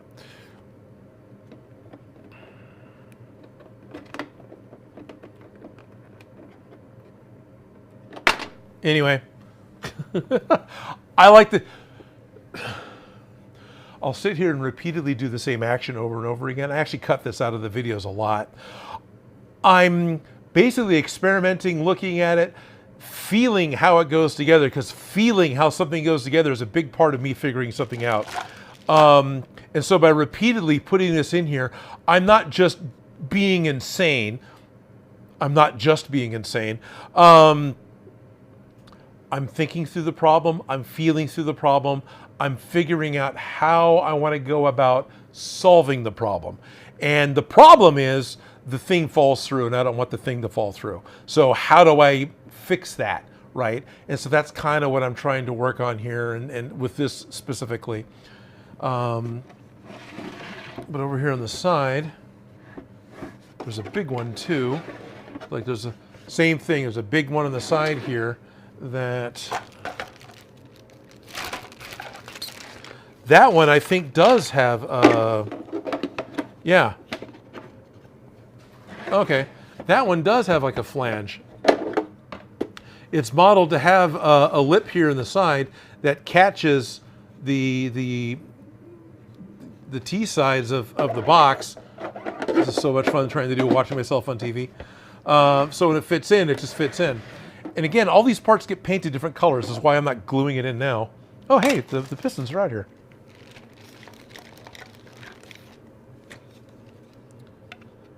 Good, it fits.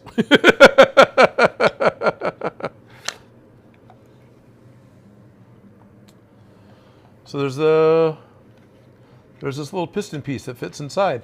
And there's a hole in the top and the bottom of the box, and there's a little hole in the top and the bottom of the piston. And I remodeled these in Tinkercad to match what the Astromech came with. It was modeled in such a way that they were half and half, and you glue them together.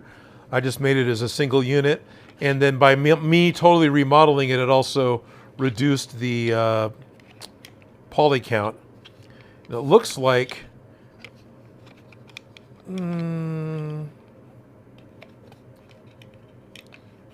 I may be a little bit off, but no, not really. I'm pretty right. Okay. So anyway, that gets glued in there. This gets super bright chromy silver. This is some dark color. So, and then there's a little one. So there's two that are identical on the sides, and there's a little one that fell inside. And same type of thing. That goes like that. So it's got a, I mean, it just fell in the back. It goes in the center. You know, it's a little piston that fits inside. So again, stuff that I'm modeling with the 3D. Look at the shine from the layer lines of the resin print.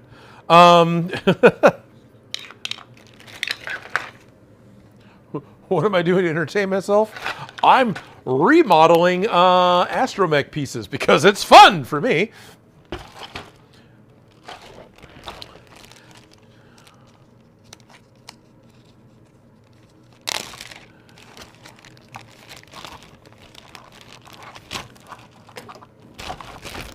Catching up on things. Cosmic Eric. So long as you're using the correct pair of scissors, it's okay, Odin. What does that mean? For any of you who don't live with crafty people who sew, craft scissors that can be used on anything, you know, utility scissors, those are okay to use on anything. You don't cut plastic with fabric scissors. Fabric scissors are only used on fabric. Leather scissors are only used on leather. Those things are super sharp for a reason, for their material. And if you swap the use of those scissors, you're going to ruin the scissors. I've learned this so many times.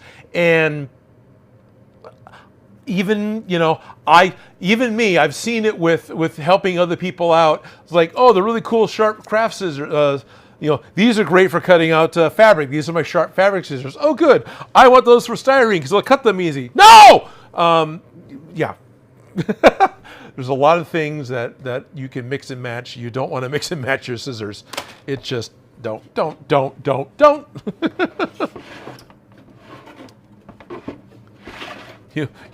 You'll make all those people who know what they're doing with scissors and sewing be really upset, and rightfully so. It happens so quick. So yeah, going to be at Stockton Con. Going to be at Stockton Con with the Droid head. Chances are really good at Stockton Con I'll be working on the Droid head at Stockton Con because why not? I'm gonna have a table set up, and I'm gonna have my space, and you know, having a project to work on is fun, you know, at least for me, and it's kind of on brand. I'm trying to line it up to see. Yeah, okay, it does. Okay, absolutely want to put a couple of strips of styrene on this. Okay, I'm gonna put one on the one side, and then I get to play muck about and get the other side to work. What's happening is I've got two panels that when they were designed to fit together when they get glued, you know, on the uprights, but to fit the diameters of the heads and whatever else, and material shrinkage, and who knows what the issues were, they're glued together like this. And that was correct for the big seams. So the little seam has to be fixed. And then I'm gonna have to make up the difference with the framing for this part. So I'm working on making up the difference right now.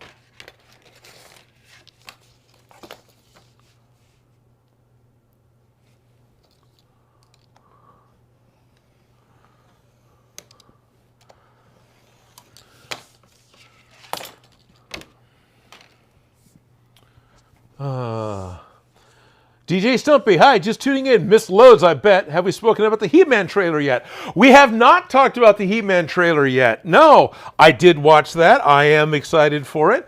I liked the Havoc staff in the He-Man trailer. I like the Sword of Eternia. Looks like the Sword of Eternia and not whatever the hell it was that Canon made. I liked the way the He-Man trailer looked. I did not know who the Skeletor actor was, and I was very excited for the movie. Now that I know who the Skeletor actor is, I'm concerned for the movie. I'm sorry, everyone. I am not a Jared Leto fan. I know the guy can act. I know the guy has been in some really good movies in the past. But the last few things that, I didn't see Tron. And why? He's a big part of it. Unfortunately, it's not fair, but that's true. So I am hopeful that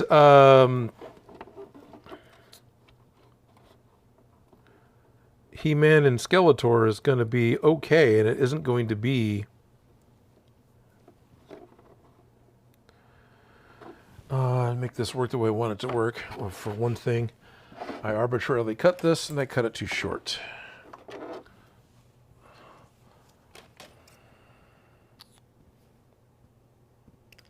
So, yeah, He-Man looks great. He-Man sounded great. He-Man had the hint of the He-Man music at the very end of the trailer. Yeah, cool. I want it to be good. How's that? It looks considerably better than the 80s live action version, right? So if we're only worried about being better than the 80s live action version, which as a movie, especially for a dated movie, for a movie from the 80s, that He-Man really wasn't that bad. That Masters of the Universe really wasn't that bad. It was, it was, but it was a fairly reasonable, Earth and Eternia crossover and whatever else is going on in that movie. It's just they took a lot of liberties with the design. They took a lot of liberties with a lot of stuff. And it looks like they're being way more faithful with the new one, which is, in my opinion, the right way to go. If you're going to bet on nostalgia, you better honor the nostalgia and not go, hey, we're going to make a new Charlie Brown movie, but we're going to completely redo this, so it's going to be like South Park. That's not Peanuts, guys. that's not the way that works. But apparently Jared Leto is Skeletor, which means he's buried under makeup and he's playing a villain, which is good. Jared's good at his villain. But I'm still, sorry, not excited.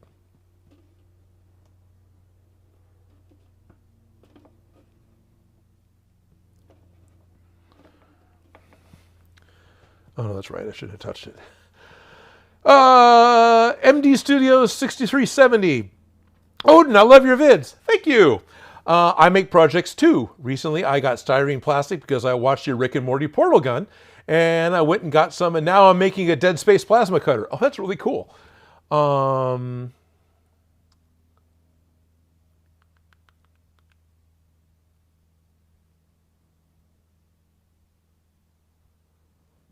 I'm looking at these backwards.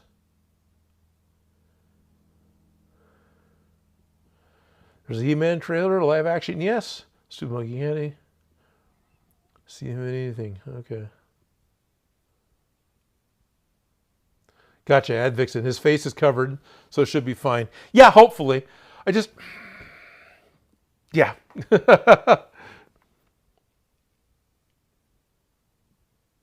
Yeah, that's true. Jared Leto also has some... isn't the best personality as a person.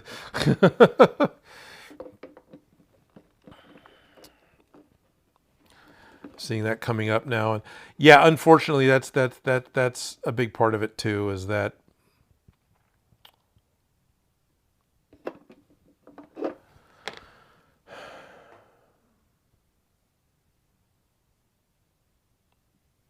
hate the art, don't hate the artist type of a thing. But yeah, he's not that great of a person, it seems.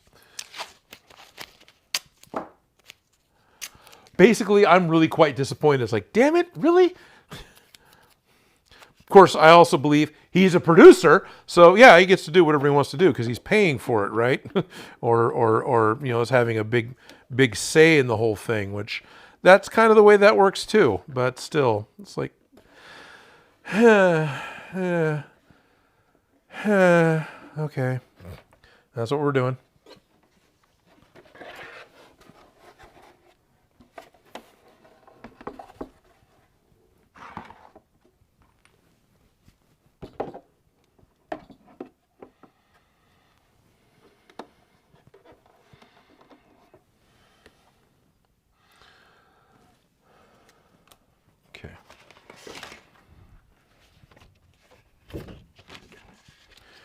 For all of you Jared Leto fans out there, I'm sorry for bad-mouthing an actor that you like. Just happens to be an actor I don't care for.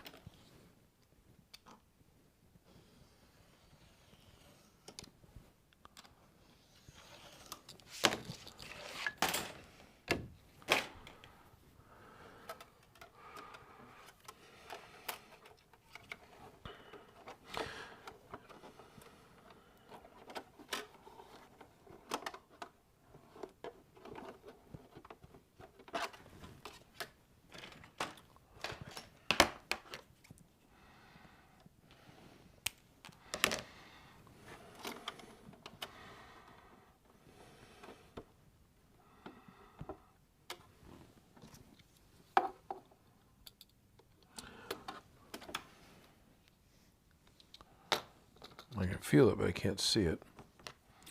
Okay, it's around here somewhere. It doesn't need to be that specific.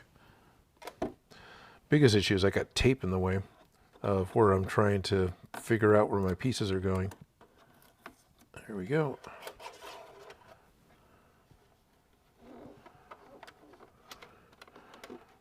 Oh, that's layering on top of each other. Yeah, that's all right, sort of.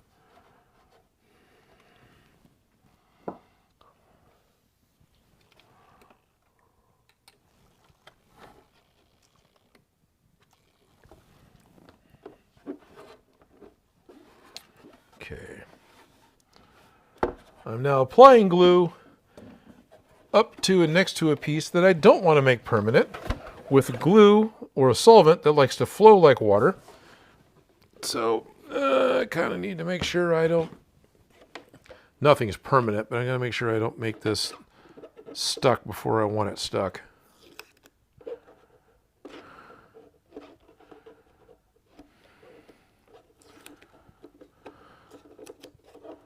It's not. That's good. I'm just fighting the tape.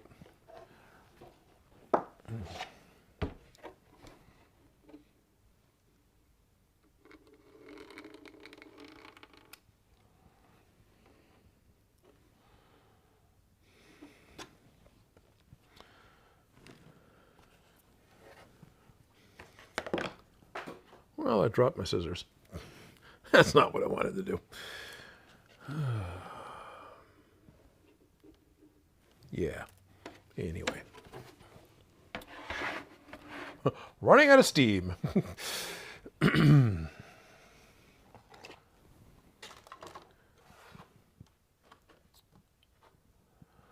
Surprisingly, the real issue is the helmet of Man-at-Arms. Yeah. But, you know.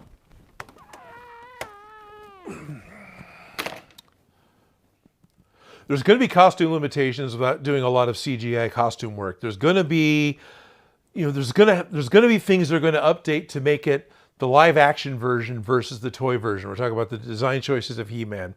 From what little I saw of Skeletor looks very. You can tell it's Skeletor. He's got enough of the Skeletor elements that he's Skeletor from the cartoons. You know that he's got his Havoc staff because it's got the staff. It's totally different the way it's built. I didn't mind what they did with it. It looked fine. The Sword of Eternia has the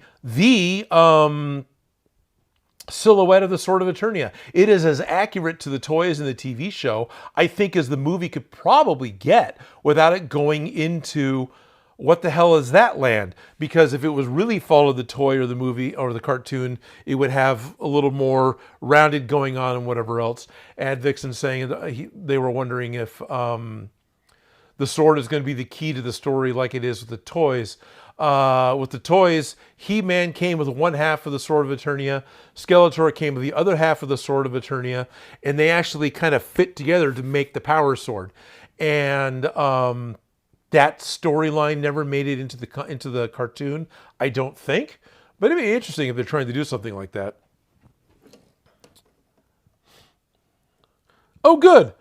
Justin Diaz is making a wooden sword again, and they made some progress and feeling good. Sweet. Oh yeah, and Shop Gremlin wants to point out that this R6 head that we're putting together here, 0 instructions. Zero. Somebody made the file. Thank you. I don't even know who it was, but thank you, mystery person who made the file. I didn't have to figure it out. I appreciate it. But there is absolutely no build instructions for this head. It isn't made in such a way that it fits with you know the other R2 components, like I talked about with the hollow projector. And then there's something else that we ran into on R6 on the back of her head. There are a pair of buttons, and here on the model. There's a couple of recess coin buttons here. The model as downloaded, these were just cylinders that you stuck in. They're really like old arcade buttons, right? They're really flat, and that's all they were. But with the prop store turnaround that we could see, because prop store took pictures of all the different sides of the droid, it actually has. It's flat with this like dome in the middle of it. So I remodeled this piece to be able to fit. Of course, it only fits in one way, and then it needs to get sanded because of, you know, the way resin. But so I need to sand this still. But yeah, so I've tried to remodel this. You know, again, let's be as accurate as we can to the Rise of Skywalker, because why not? I have reference images for one that's in the movie.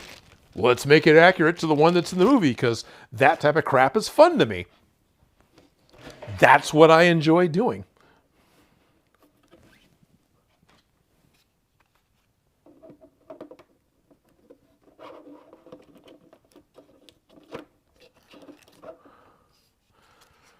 Oh, okay, I'm catching on that. So I've got a lot of sanding. I've got a lot of modeling, you know, creating new 3D solids. I've got a lot of finishing work ahead of me with getting an Astromech droid built. And honestly, pretty excited about it. Got a big project that's going to be a big showy piece. That'll be a lot of fun. Is there going to be a video? There will absolutely be videos about how we did it. I don't think there's going to be a, hello, I'm Odin, and today I'm going to make, and step one, that's not going to happen because we haven't been shooting it. But been taking pictures, and there'll certainly be like a video essay, a video, you know, realizing that I've got, oh, I think I got other things going on.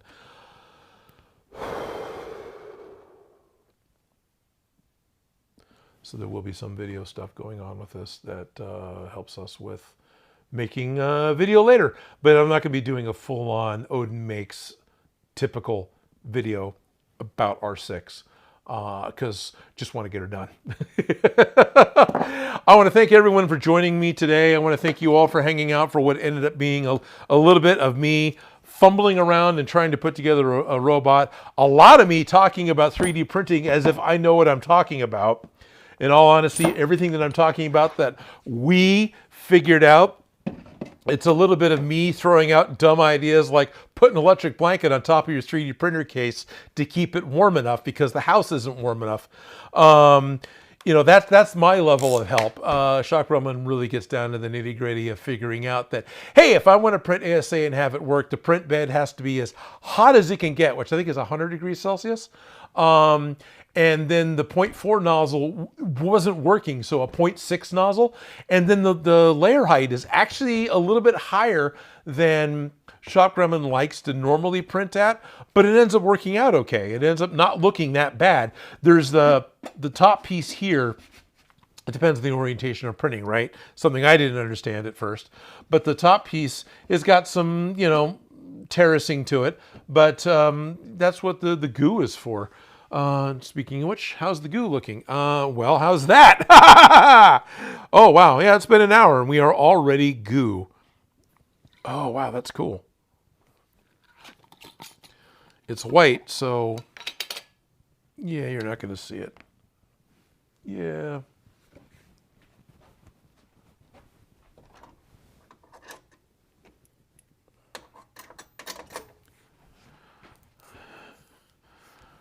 Get some of the crap off so I'm not introducing too much muck into it.